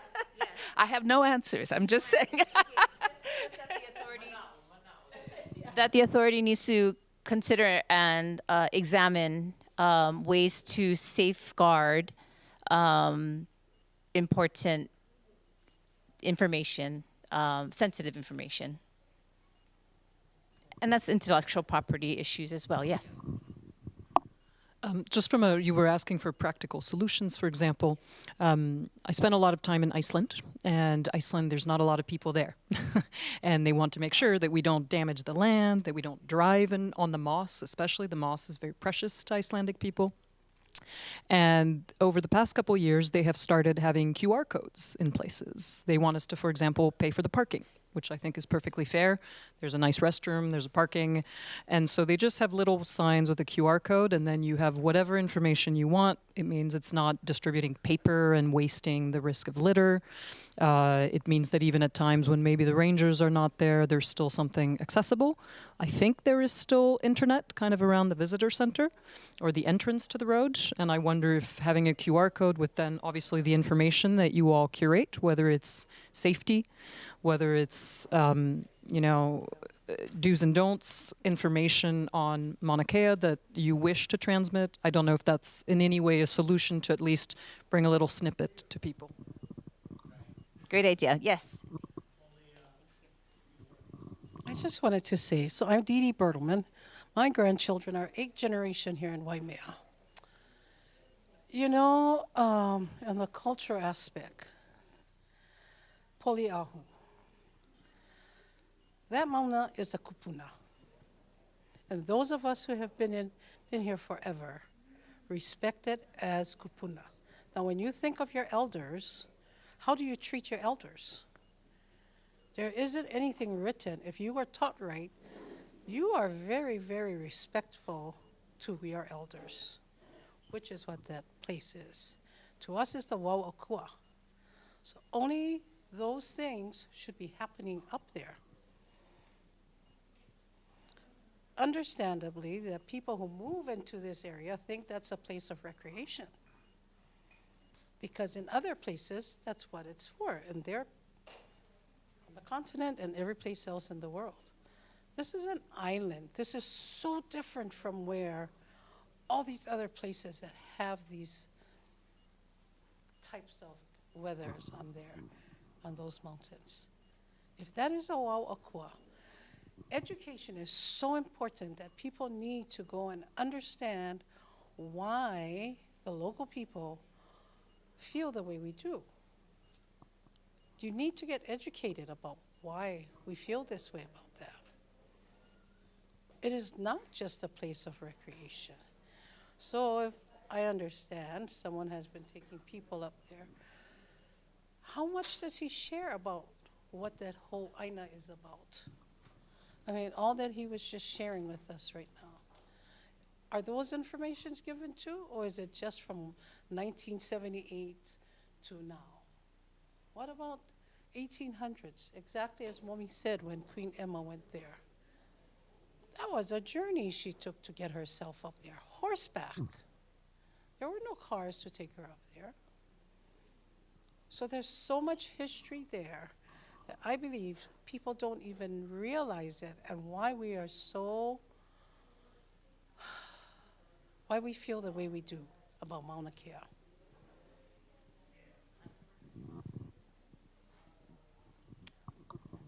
Importance of wauakua, and to ensure also that an accurate expression or description of the connection to Mauna Kea and its history is put together and maintained, right? Okay, mahalo. Any final comments for this? Yes. If we're talking about access, as we move into the next phase, I don't want it to be more difficult than ever for us to be on the MAUNA to do our practices. If we're cultural practitioners, and I'm going to use that term broadly because I'm not going to say there's a definition of that, or Kanaka Maoli who have business up there, Kuleana up there, to get into these spaces to do what we need to do to make sure that our traditions continue and our lineage lives and our connection to our ancestors and descendants is secure. We cannot be put into the position where we're struggling, fighting, we're trying to justify why we need to be on the MAUNA or any other place but the MAUNA, for sure. And so I just want to make sure that access for us as descendants that are genealogically tied to Mauna Kea is priority. Because right now, my husband and I are in a court case just to make sure of that in terms of Mauna Kea. And I don't want to keep doing that, just to make sure we have the same access as others who have access to the mountain for other reasons. So we have to do better so that we're not spending so much energy and time to make sure that our practices continue. And I'm not talking about recreation, although there are those reasons as well. I'm not talking about that in what I'm saying. I'm talking about the very essence of who we are and what we have to do. We need to go to our final question, and while we transition to our final question, I have a yes/no question. Bonus question. Is there willingness amongst this diverse set of folks, about 15 folks, that representative of different viewpoints? Do you see the possibility that a diverse group could help to could provide additional guidance to the authority to better monitor recreational uses based on kanawai? Is there willingness for, to like really drill down and get into the nitty-gritties and specifics? Possibly. Maybe. Oh, yes, and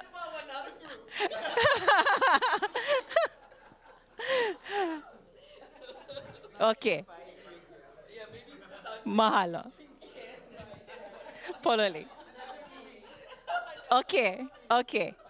Aspirational statement. The reason why I ask is because there might be some technical advisory groups that might be established to really drill down.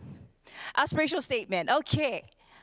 We leave with the fire. Okay, aspirational statement. What are some of the social justice issues that are still unresolved, that deserve our attention, that underpin conservation, preservation, public use of Mauna Kea? What is it that is yet unresolved that needs resolve? Resolution.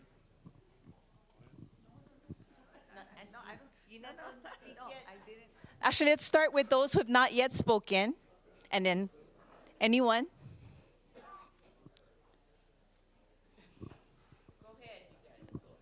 Okay.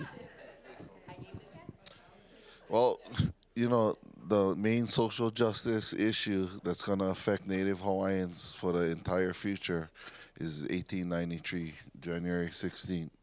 Prior to that day, we had 4.2 million acres we used to control and manage, and after that day, we had nothing. So, some real issues here. 1921 Hawaiian Homes Commission Act promised homelands to rehabilitate Hawaiians. More Hawaiians died waiting than actually been given leases. So that's the real number one issue that's going to underpin not only that, but everything.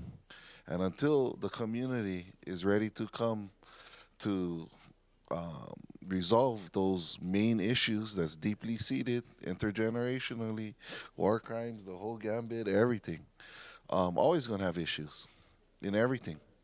First is to focus in on the root cause, to me, nana ike kumu, and start there, resolve from there.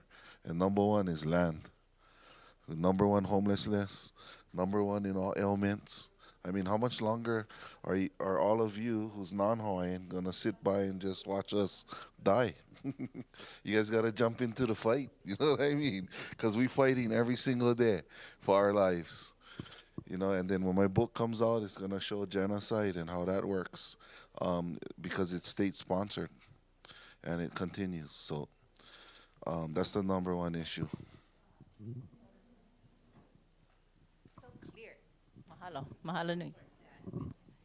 Sorry, you guys, but you can see that we have much invested in this Mauna, but we are really listening and welcoming when you have a mana'o as well. So just to start with that. But social justice issue, I'm going to say straight out that we're not listened to. Kanaka Maoli have been standing, and I'll just take the one issue that comes to mind that many of us have been a part on, no matter who you are, and that's the TMT.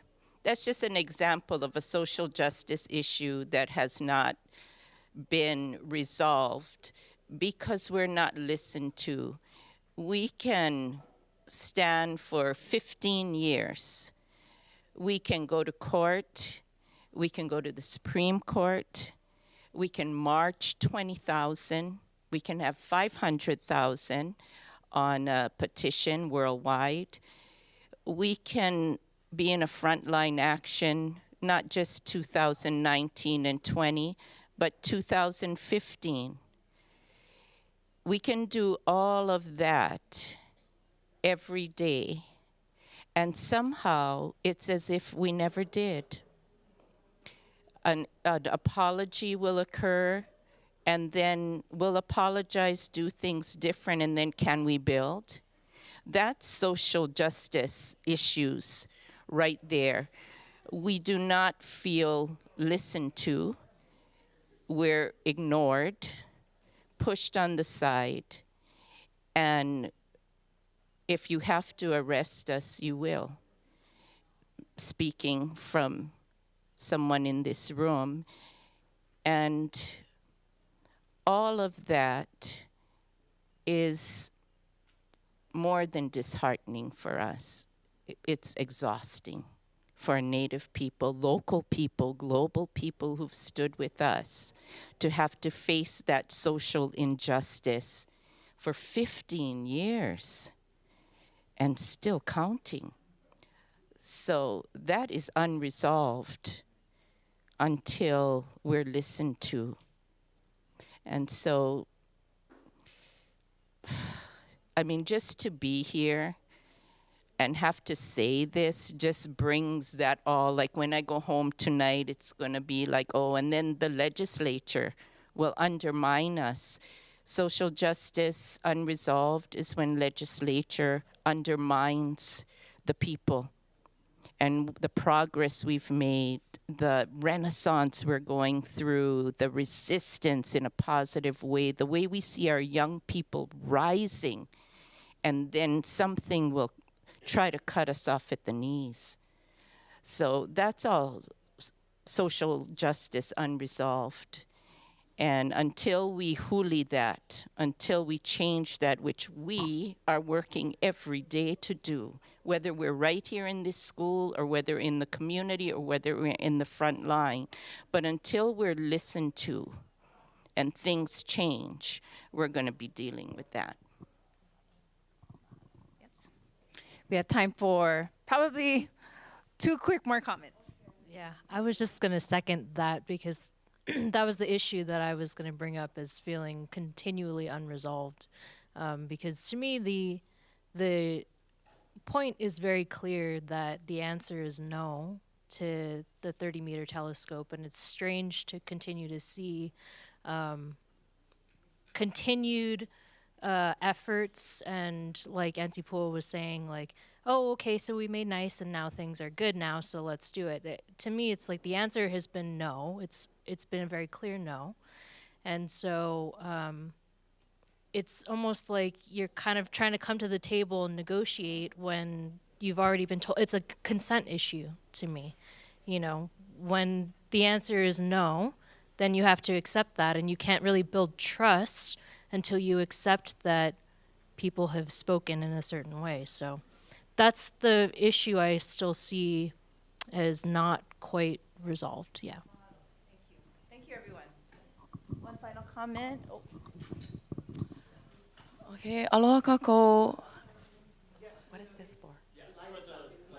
Oh, okay. So I just arrived, I'm late. So, you know, and then I'm reading these big words. Those are big words for me, social justice. But, you know, in my brain, it means it's not fair. Like these are unfair issues that are still unresolved. And so when I think about that for me, and so for the last meeting we had, and then, you know, I carry on with life.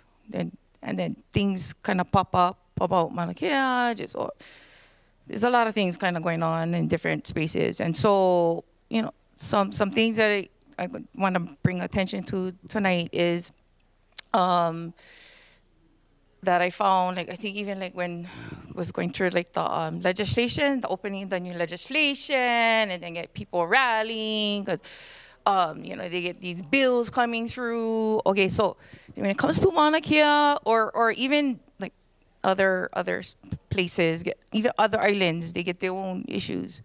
I find that these people sitting in these seats that are making these decisions, I feel like they're good at maybe money management. They're good at legal language. They're good at writing a bill. But for like Mauna Kea, we're talking about Mauna Kea. Like, did they actually go up to Mauna Kea though? Like, did they spend some time here, enough time here to understand some of the concerns we have about our mountain? This is what I wake up to every morning. Weather systems come through. So now I'm gonna talk about, because I live here. I sometimes I go huaka'i up there, or you know, or not. I stay down because I'm supposed to stay down by Pu'uhuluhulu, or just driving through. I see how Mauna Kea has provided for us, and this is true experience for us. We live right here in the village. That Mauna Kea had protect us when we had these big inos come through, the storms came through. I mean, they were tracking, and then all of a sudden, you know, it had been out, or, you know, it turned out. And all of us here, we know where it's positioned, where Mauna Kea's positioned. We were tracking it too. We gotta pay attention. I gotta get candles, I gotta get batteries, I gotta get lighters, whatever, propane. So we tracking, and we all know, all our families, we all live right here, that Mauna Kea had a part in providing that protection for us. So there's a difference, right?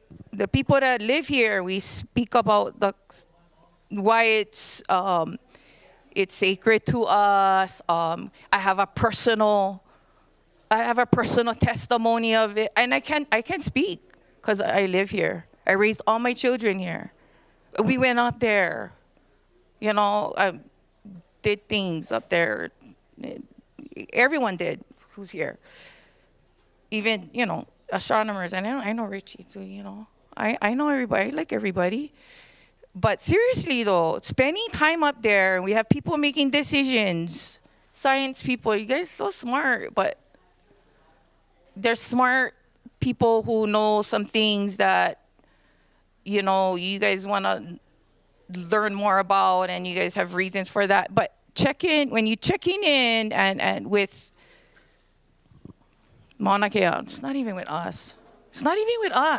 Like, go check in with Mauna Kea and all the characteristics that it features. And then it can tell you, Mauna Kea can show you, not you guys, but decision makers, like what we are saying, but you're gonna see it yourself. If this is talking to them, I hope whoever you are.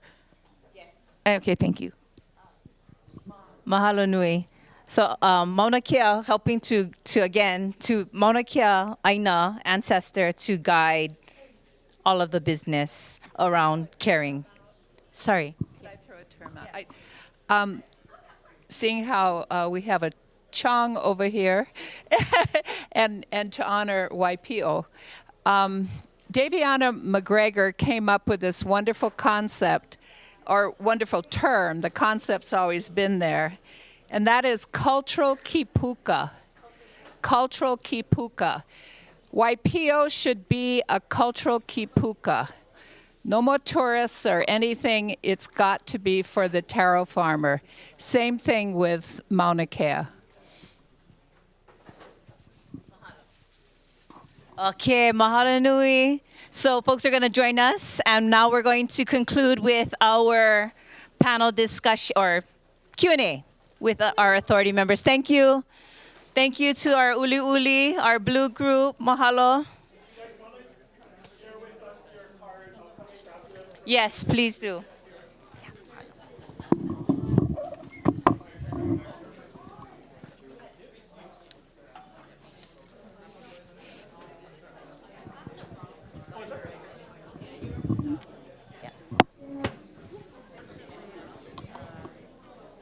Pardon me, pardon me, pardon me. Thank you for your help.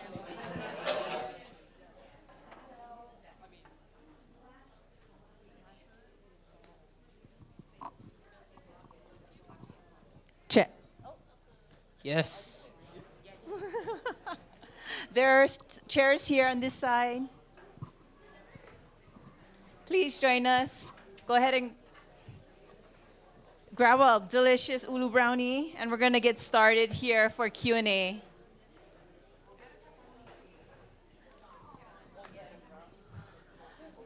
Okay, let's get started with our Q&A. So my only request is that we, on this grounding etiquette, is that we would share the mic and share the oxygen. Okay?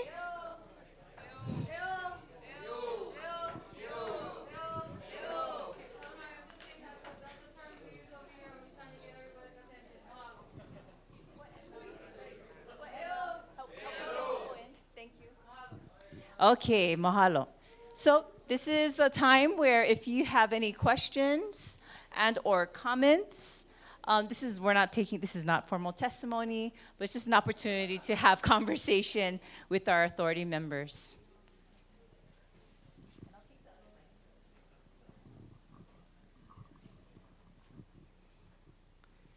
And sharing the oxygen and sharing the mic means we're being mindful, that there might be maybe like 8 to 10 people that might want to ask a question or share a comment.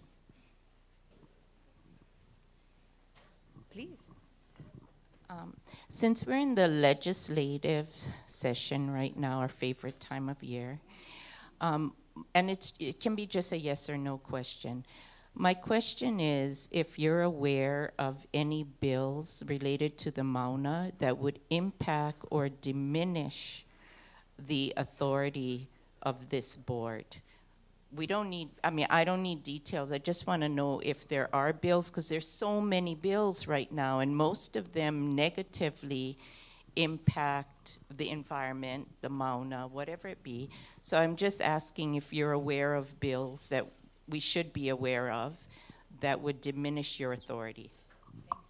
There is a Senate Bill 2003, which says that in 2031, the legislative auditor will determine whether or not we are fit to do the job. And if we're not fit to do the job, it will, authority will transfer back to the University of Hawaii. There's also a bill which just got amended, so I'm not sure this is, the bill said that they would automatically grant a 10-year extension on the leases. That would have taken away our authority in terms of getting your community input and trying to create this framework. The bill got amended last week, and now the bill says that they want to give us the authority to extend the leases if we find necessary. So the bill kind of changed where it was automatic, and now it's not automatic. And the proposal, at least from the House at this point, is to give us some leeway in terms of what we want to do. Questions, comments, recommendations? You cannot see the strings, but everything that I do, you saw. Yeah, so I don't know if I call her my mother or my wife, my work wife or whatever, but she told me to also tell you. Oh no, I had an independent thought. That there is a bill that we have put into the legislature to make some kind of clarification to give us more authority and make our job easier, right? So we are advocating for that bill ourselves. And what that bill does, it makes clear how we hold title to the land. It also makes clear that the land now is conservation land, right? So to have observatories on the land, you need what is called a conservation district use permit. All of the permits are currently held by the University of Hawaii. And what our bill proposes at the University of Hawaii, rather than giving us the permits, because we don't think it's appropriate for us as an authority to have the permits, that they be given to the or assigned to the observatories. And the other thing that we're also asking is that we are developing this master plan as we sit here today. If we are not able to complete our work by the year 2028, we need something to guide us. So right now we're being guided by the University of Hawaii master plan. We want to be guided by that master plan. So that's what our bill is, and you can talk to the members and they understand why we need certain of these things to help us in our trying to do the job that we think we're supposed to be doing. And again, that's why your input is important, because you're helping to formulate the master plan. One more point on legislation. You know, What is the bill number? 2592 is our bill. 2593 is the one that extends leases 10 years. And 2003 is the Senate bill that would give the authority, give the management back to the university if we don't meet conditions. And the important thing, Uncle Neil, if you registered this evening, you will get information on these bills. the important thing to remember about the legislative sessions is not over till it's over. I don't care what you kill right now. Things come back, last conference committee, and so forth, so you cannot trust the process until it's over. You know, so don't declare any early victories. Yes. Auntie Kanani said participate. Questions, comments, recommendations? Oh. Hello, my question comes not as an astronomer, but as a human regarding the dark sky. We haven't really spoken about that aspect of it, I guess, and again, I say this as someone who is not from here, who's not even from America, and I don't know how connected it is for Hawaiians to Mauna Kea, and how much preservation is done for this, again, outside of astronomy. I think about, for example, the restoration of access to people on the road at night, for example. There's very bright car lights. Every year, 10%, the sky gets 10% brighter around the Earth. Most people in the world will never see the Milky Way. This is personally what brought me to astronomy. For a very long time, I was not a professional astronomer. I was an artist, and I was greatly inspired by this. And so I wonder, yeah, does that factor into the preservation and everything we've spoken about regarding the ecosystem and the social justice and the preservation of Mauna Kea? You know, is that part of it, the preservation of the dark sky, especially again as we face more people who are going to come onto the mountain, regardless of who they are? I would say that's something I remember having some discussions with a community before about that. You know, that's one thing you see in Hawaii. We have yellow street lights. That's one that attributes predominantly to supporting that, especially also too with our native birds and such too, like uwa'us that get attracted and stuff too by lights out of place. So I think that is definitely one of the added things that a lot of our work that we can look at as well for this. But I know in Hawaii in general, when it comes to development in itself and what the impacts of that. I know on Mauna Kea too, recently there has been the rediscovery of the ua'us up in that region. So, you know, being very mindful of whether it be car lights and or development lights and such like that, that's definitely something that we got to keep on our radar for sure. But mahalo.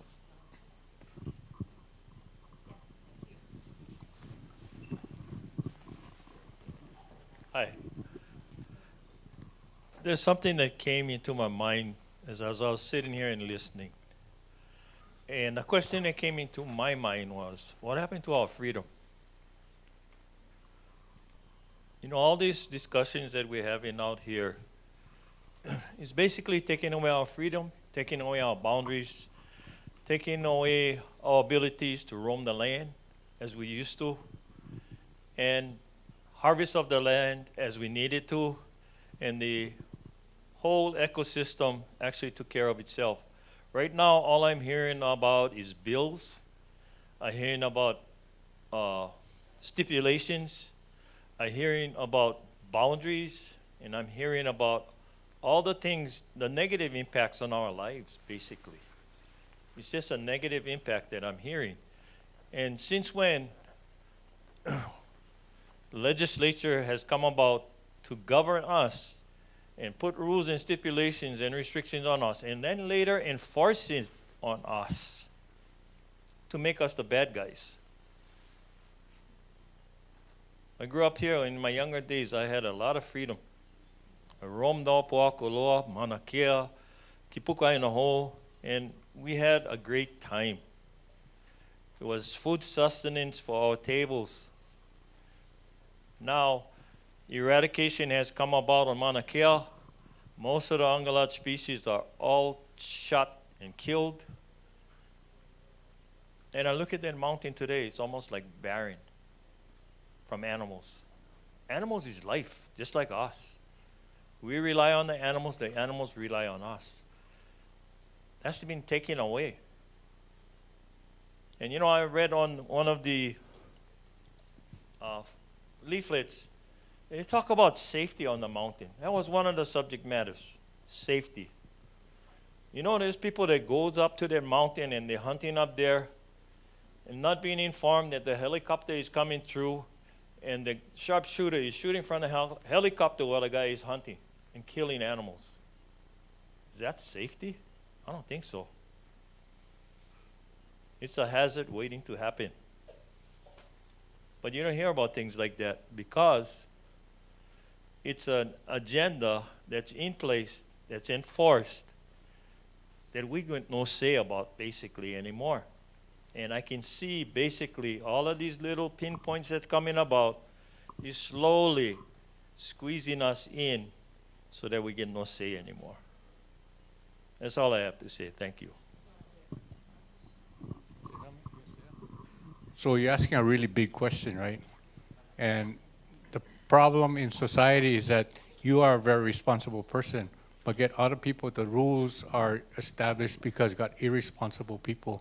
And unfortunately, the rules impact you as well as the irresponsible people. If everybody was responsible like you, we wouldn't need rules. But unfortunately, that's not how this world has become, yeah. So I don't know the answer to your question, but that's what I believe. That's why we have rules.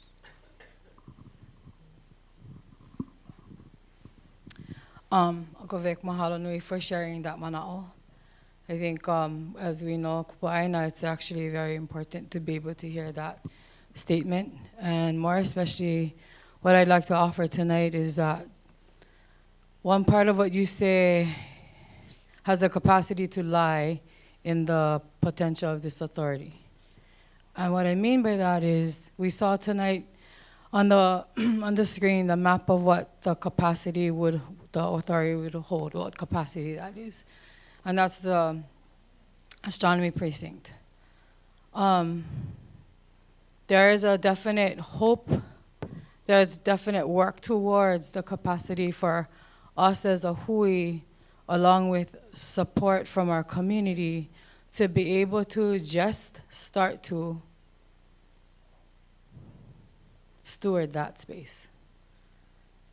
Because if you can start with stewardship of the highest point of the highest mountain in the world, and potentially as a collective community of Hawaii Moku, start to create traction and maintain stewardship of that, then that starts to move down the mountain. The unrest comes because of 4 generations of upheaval. It's gonna take us a while to get back to what it is you speak to and what you share about passionately. But in my opinion, I cannot speak for everybody else here, it has to start someplace because it's been really hard. So if we don't try, because for some reason the state said, hey, let's go make Act 255 and now you guys figure it out. That's basically what they did, because they don't want to deal with it. Because Kukia'i Mauna is really strong. It shook the world. It didn't just shake Hawaii, it shook the world. So we have to believe that we can start someplace. And if it means that we start at 13,000 feet to help to organize and potentially reinvigorate that space. Because every one of you are willing to come to a meeting and be like, okay, you want to know what we think? This is what we think. Even if it's robust or overly passionate, we need to hear it. So in my mana'o, in my thoughts, inside of my na'o, that's what I think, is that we have to start there. Because when we start there, then it starts to move down and move down and move down and move down and move down, potentially. And we collectively, effectively can make that the long term to the change that we see. I'm not saying it's easy. I'm just saying that I know inside of me right now, sitting with this team of Kanaka who have dedicated themselves to listen and to feel and to hear what our community thinks, is a step forward. It's the next step, not separate from what happened in 2015 and 2019 into 2020. It's just another step. And so I just, mahalo nui. Thank you.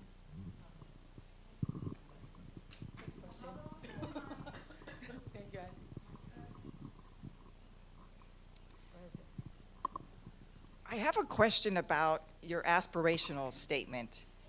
And I'd like to know, why is it called an aspirational statement and not a mission statement? An aspirational statement is we could all aspire to fly tomorrow morning, but it probably won't happen. So you aspire here to solve unresolved social injustices. Why not make that your mission? You can walk into any Fortune 100, Fortune 500, big, beautiful lobby, and the first thing you'll probably see is their mission statement. Every single, from the CEO down to the custodian, every single employee in that company lives and breathes that mission statement. So why can this not be a mission statement? Say to everyone here, everyone you speak to, every meeting you have, this is what we are going to do. Not this is what we aspire to do. To me, that's just emptiness. It means nothing to me. Because you can come back to us, next week, next month, next year. Well, we aspired to do that. We tried. Be definitive. Be definite. Be serious. If you want people to come out here and spend their time in the evening, when people should be maybe at home, I don't know, having whatever they do, at night, people take their time to come here. So that would be my suggestion. Is just, I'm not saying you're not serious, but just be a little more serious in your language. You aspire to do something here. To me, it's just empty words. It means absolutely nothing. Well, part of that is that's actually how it's laid out in the law. in the process of as we're developing. So let's say that too, that we're in a developmental stage. And right now, that's one thing I just wanna, as I to the meetings, you're like, you gotta do, you got. I'm the same as you. I ain't paid nothing. In fact, I gotta pay, and we gotta fly all over and jump all over and take off time to come and do this all the time too. We're the same, okay? And so that's something too, because it's been ingrained in us, because for so long we have come up to these county meetings, state meetings, all these government meetings, and it is the boards that have established themselves and are dictating to us.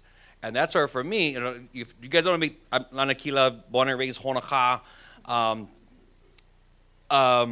Yeah, okay, I kind of ran up a mountain, kind of started some stuff. But, you know, my love for the mountain is why I'm still going. I mean, that was the fun part. Now, but to really see it through, it wasn't just stop one thing. It's about the overall care and love for my mountain, why I'm here. And so aspirations is the first step to us to develop exactly what that mission is. We're very dedicated to that. We are not here to set up what we're going to do and then come tell you. You're part of telling us what we are going to do. I think that's a big thing that we're not used to, right, with government. But that's where we're out of the box. Yeah, there's a lot of things that are slamming on us, trying to force us to do things right away, hurry up, and we're saying, no, we have to do it right. And part of that is, it is not just for the whim of a representative that created this body. It's because our communities stood up. Our communities demanded change. So we are not going to just charge ahead and come up with something by ourselves. We are committed that we are just the voices of a collective. And so you being here and coming out, because it's also not, oh, here, okay, you go do all the work now. No, the MAUNA is all of us, and it's all of us for generations to come. So we're very, very committed that this is a collective thing, so we cannot just put forward a mission yet. So I think aspiration is the step as we're developing, collecting more mana'o as we kind of develop these next stages. But I just really want to reiterate that we are doing this, and we've gone across the pai ãINA. This is our third Waimea meeting alone. Some people might have missed that. Third meeting, yeah? And we really, really want to, because we want to hear from our community, and we are committed to making more rounds of this as we develop together. So I mahalo you all for coming out and working tonight, as we are all working toward develop something brand new that we want to see that is superior to everything that we've been given before, or what's been pushed on us before. We're not going to let that happen. We're committed to creating through us as a collective, as a lahui. So mahalo for it. But aspiration, just to say, it was how it's kind of just the process, but it's I say, you want to aspire to your mission. That's for me too. So like, as we're getting to that point, so help us come up with that mission. Mahalo. Mahalo. We have time for 2 more comments or questions. Oh, sorry.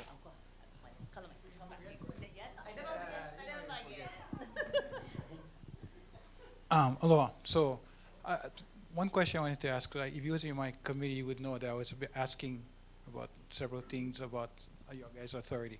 You guys gonna have authority to give permits for tours up there? Yes. Yes? So one thing that we didn't explain is that from up until 2008, we're co-managing with the University of Hawaii. 2028, we're co-managing the MAUNA with the university. July 1st, 2028, we take over full control, which would include issuance of permits. Okay. So the Greg Chan, who was in charge, promised the Hawaiian community 2 permits for the Native Hawaiians. Native Hawaiian owner tour operators. I've been pounding on that door since 2012. Echo. Crickets. We get everybody else up there. You know, one Kanaka up there. Why? Why So no one? that's something we've got to consider, right? I like you guys to consider that, because it's never happened and we still waiting. Somehow the Hawaiian stay in the back of the line every time. We waving, but nobody paying attention. Okay. Consider. We'll pay attention.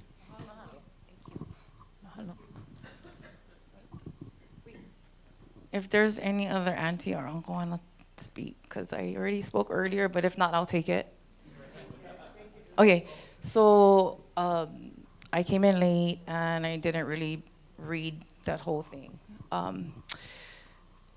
Was flooding down my peel, you guys. Oh, so buzz up. Anyway, you know, for the short time I've been sitting here, and I think most of you guys were at that last meeting we were all at. And so just from that time to this time, I'm listening to you speak. And are you the president or the leader person? Chairman. And so I listened to you speak on that side, that other meeting. And I sense that there's a collective effort, all of you guys.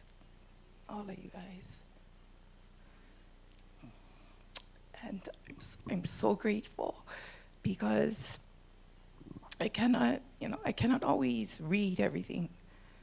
I cannot attend all the meetings, but Mauna Kea is like the high point, and then I'm at the low point. I down in my peel, and I gotta trust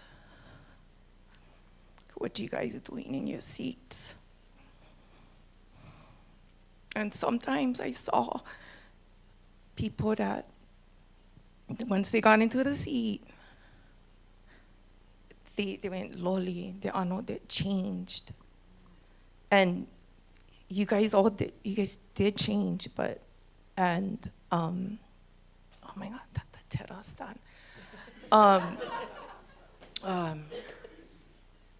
I feel like you guys changed though with a unified spirit.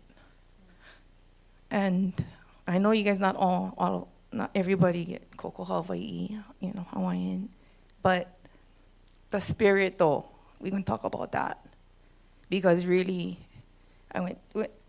there was most of you guys over there, and I don't know, I just kind of popped in, but I was speaking about how,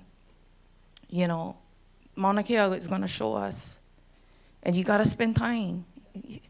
So the people making the big people, yeah, they smart people doing smart things, but making a decision about Mauna Kea, you gotta spend some time over here though.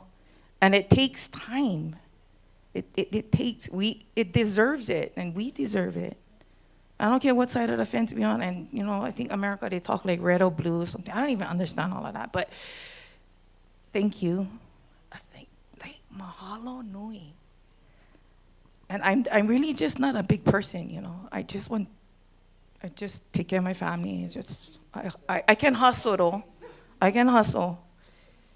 But I gotta lean on you guys. That's huge, I get kids. I get more puna. And I'm trying to step outside my house and help all those, their friends, because I went get my kids help, get them to a good point. Now they need some others to move with them. But I need you guys. It's so huge. And you know what? Lean on each other. Do the pull is a real thing. I know whoever your big person is, do the pull. Drop down, and he's listening, you guys. He's like here right now. So anyway, just mahalo and just lean on each other. You guys, I feel you guys. Like I feel you. The last time I was like, whoa, who is that guy? Like, what is he? What? That is our story. Oh, no. He's good. I just didn't know you. This time, whatever is going on, it's good. Auntie Noy, stop it. I mean, keep going now. Okay, anyway, just keep going. Mahalo. Mahalo ui.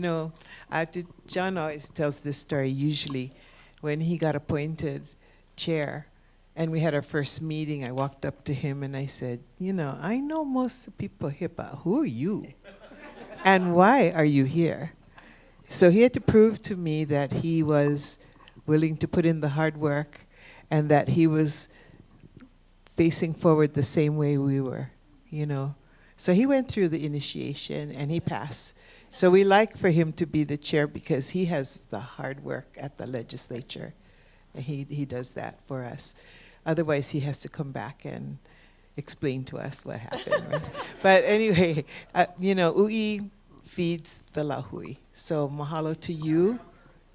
Well, everybody, but there's got to be some head chef, and that was you. But what I wanted to tell you, because you mentioned earlier how important it is to get the decision makers, not us guys, but like the legislators, those people who make big decisions about Mauna Kea that are outside of our control, right there above us.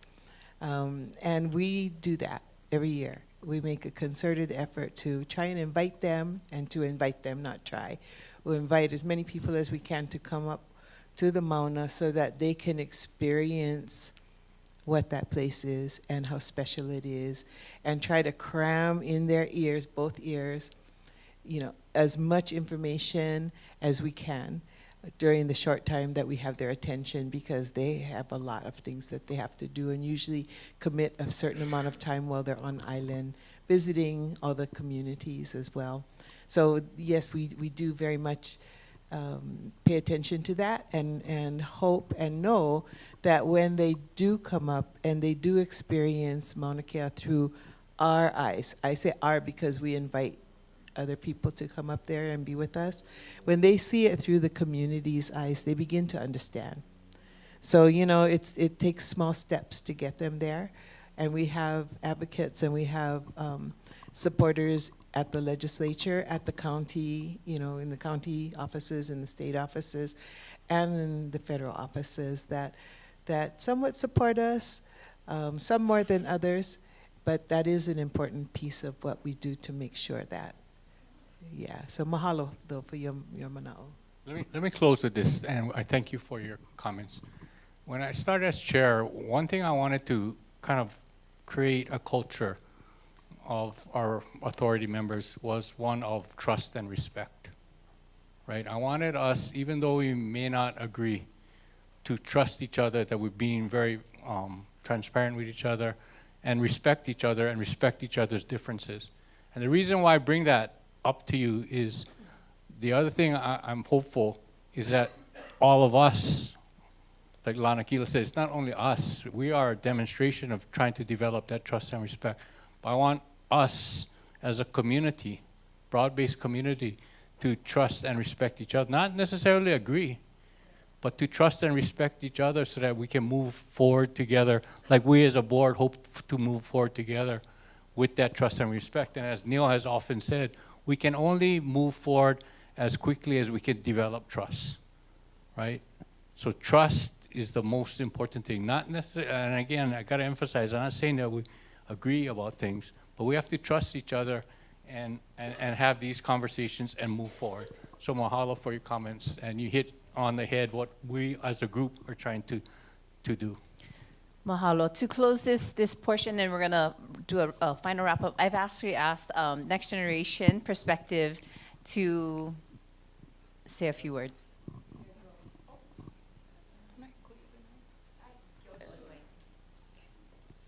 Aloha nui kako. O wauno o Tahiti Chong, kana kaika mahine, and ea kana mo'opuna o halia aloha o keli o pu'unui.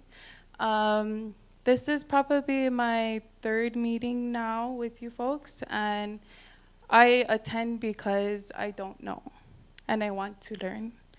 And it's conversations that are said within our ohana, said at home, outside in the kaiaulu, at Kula. They chant about Mauna Kea. I reflect upon Mauna Kea within our kumulipo, our mo'okuauhau, our genealogy that shares that pilina, that interconnectedness between Kanaka and the Keao kulohelohea. Everything within our environment, recognizing that Mauna Kea is our kupuna, recognizing that the worm, the ko'e, in the ground is our kupuna. And Kanaka was not born until the 8th vaevalu. Yeah?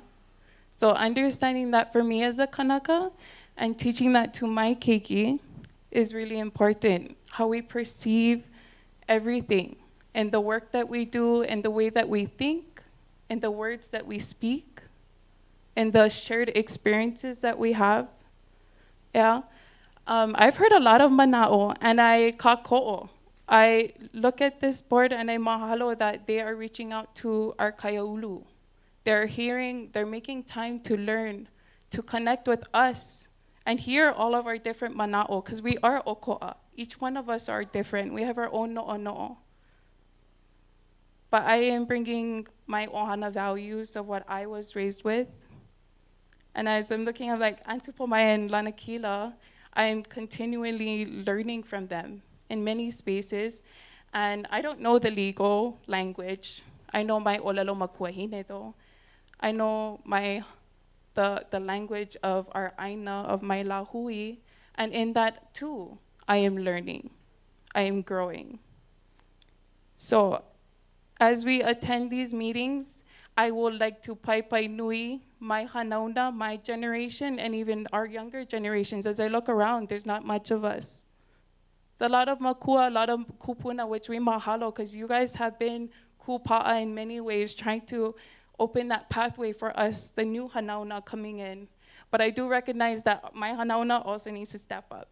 We need to komopu, just like ãIna Kea shared. We need to show up. We need to participate so you guys know our mana'o and how we feel about it and what we want for my keiki and her keiki and generations after that. And I love Uncle's mana'o. I was like, I want to get back to that point where we can just go holo holo, go to our spaces where we can malamar our ahas, our ceremonies, so we can gather for celebrations, continue those traditions. And a lot of people say traditions like it's in the past. But I would like to share that we are practicing. We're doing it now, and we're learning, and we're building our mauli ola Hawaii, our cultural identity. Sorry, I might be going off topic, but I just mahalo all of your guys' time, because it is, like you guys said, this is your volunteer time just like us, and it's because our i'ini, our aloha for our ãIna, for what's to come and how we want it to look like and how we want it to feel like. So I really mahalo these meetings because I'm learning every time. We see a lot of things on Instagram or Hehala, but it's when we're listening to you guys, the process that's going in, and you guys are taking all our mana'o with you folks, and then you guys are shaping it and doing the best you can. And sometimes it might not hit everybody's point. Oh, you didn't get everybody's mana'o, but you guys are interweaving as much as you guys can. Me ke aloha in pono ways for the lahui as a whole. Anyways, mahalo nui a kako. Wise words, wise words. Mr. DeFries, please close us tonight. You know, I've been asked to offer the closing remarks, and so the six seated to my right is half the authority. Okay, the other six that are not here tonight would constitute the 12. When you look at the circle of 12, what you'll see is by design, it's a very diverse group. To the degree that you can get a 360-degree perspective on the topic of Mauna Kea, on the challenges that we face, the legislation sought to make sure that business, education, astronomy, finance, all of that was built into it. So the task that the chair has in keeping that balance resides first in that boardroom, because that dynamic is there, okay? What I also want to do is I want to thank the two who welcomed us tonight into Waimea. Last week we drove into the campus of Kauai Community College, and the people in my car, I said, would you guys believe that 37 years ago I met Kalani Flores here, right? And which is startling because Kalani Flores looks at 37 years old tonight, right? But the thing I want to say is as I watched experience that welcome, that same centeredness that he operated from, functioned from, shared with us from. I saw that 37 years ago. That was a student who at that time was committed before the burial council laws had been passed, right? So to have him welcome us tonight, incredible. What can I say about the Bertleman family and what they've done in Pomai, right?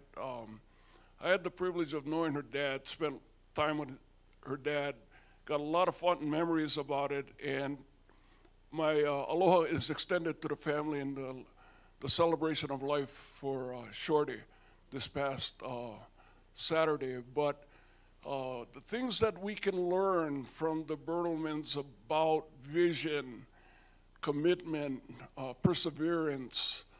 I can remember when everybody around Clay was saying, no can, and he was the guy saying, how can?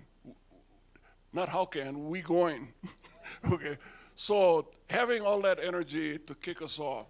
The other thing I want to say is being in Kanu o ka ãIna, my first introduction to Kanu o ka ãIna goes back into Waipio Valley when there was a group called Kukulu Kumuhana. And we were doing work to try and get the leases for the taro farmers at that time because so much pressure was being put on Uncle Kia Fronda's property at that time. And so this is, I keep saying 30 years, but it's probably 35 years ago that we were doing this. And what I wanted to say is, when I listened to Auntie Pua tonight talk about the kanawai, right? The laws of nature by which this authority is committing itself to start from inside that paradigm, okay? It goes back to Waipio when I was back there. I was not from Waipio, so you walk very lightly, you listen carefully, and you learn. And so Waipio literally means the arching water or curving water, right? So I go in there and this young man says to me, hey John, you know that waterfall, that curve, that's Waipio. Oh, okay. Go back a month later, young woman standing on a slope, promontory, looking at the stream curving on the floor. John, you see the way that water curves? That's Waipio. Okay, I'm taking it all in, right?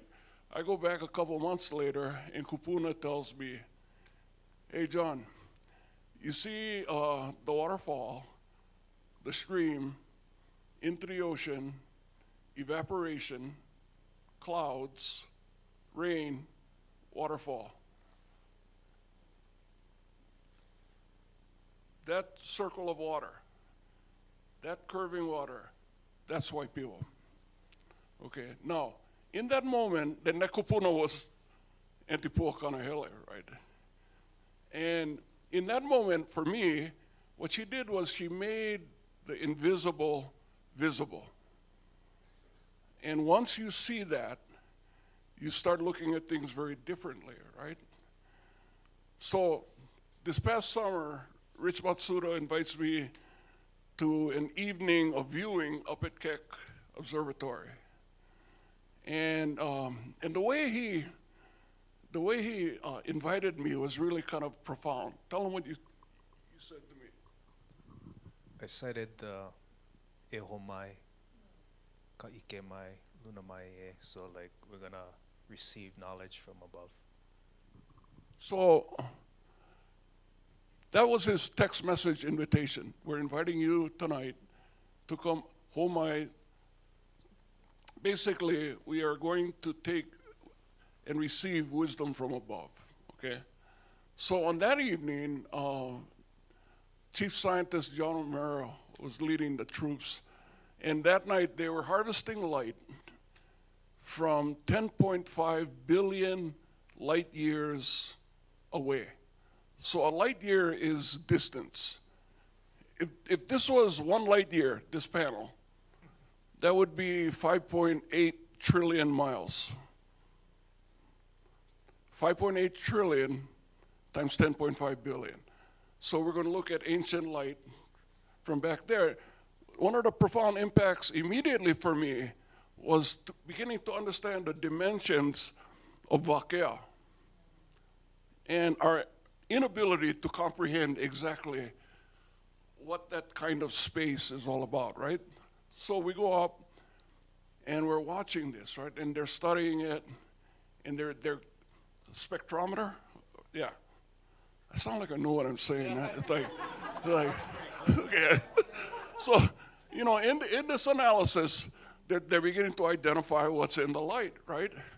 Hydrogen, helium, magnesium, iron, carbon. And while the monitors are showing all of this data, there's a live video of the volcano erupting, live in the moment. So I turn to John and I say, hey, you know all those minerals and gases and content in the ancient light? Isn't the volcano producing that right now?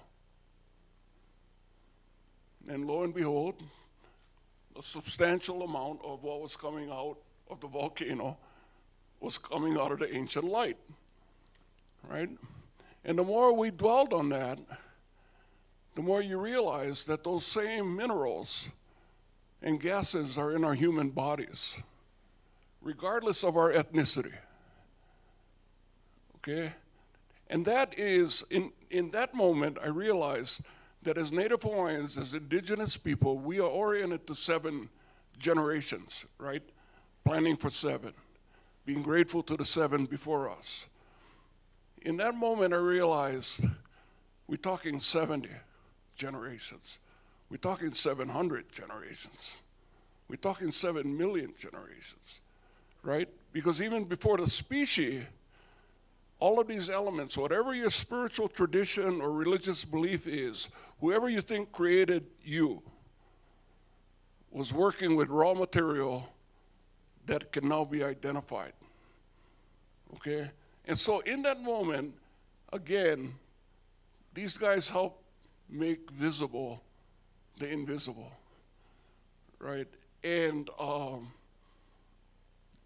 so from my vantage point as the executive director, trying to move in and out of the diversity within the authority membership and within this room, it's really important that when I took this role, that you gotta suspend your own agenda and trust the fact that a mastermind made up of 12 authority members are going to come up with a better decision, a better course of action, a better set of policies than any one of us can. Because as we sit here tonight, one of the things we have in common is we all have certain blind spots that we're trying to fill in by learning. And the last thing I would say is whatever your manao is about Mauna Kea, commit to it, own it, but be willing to teach it, because that will help us fill in the blind spots that we all have, right? And with that, cultivate an increased amount of empathy for one another, because the aloha for Mauna Kea is there. It's expressed very differently, but at the heart of it is we need one another to get through this. And your presence here tonight is uplifting all of us and the challenges that we have ahead of us. So thank you for being here, and more so for staying. Thank you.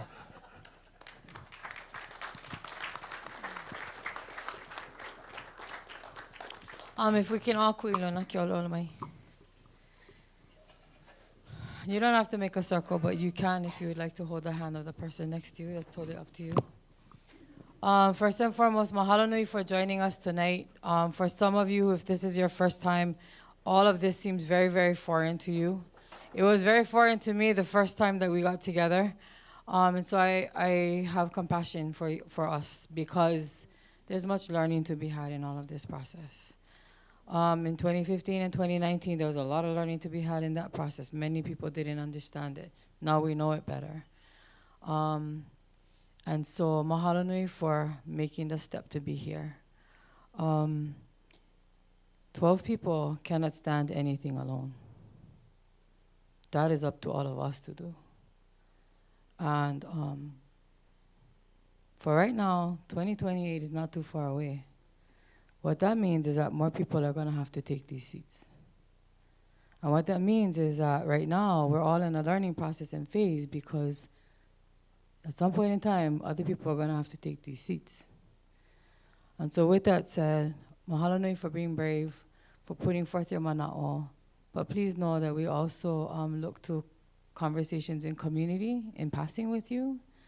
We also look forward to emails that might come to us from you because you want to know and we want to understand. Thank you for making the step to come here. Mahalo nui to your families for allowing you to be here. And please drive safely to wherever it is that you need to go. On your way out, please help us put away the chairs. And take leftover food. But with that said, we offer this prayer for long life. Pule ola lo'ihi. Hikino.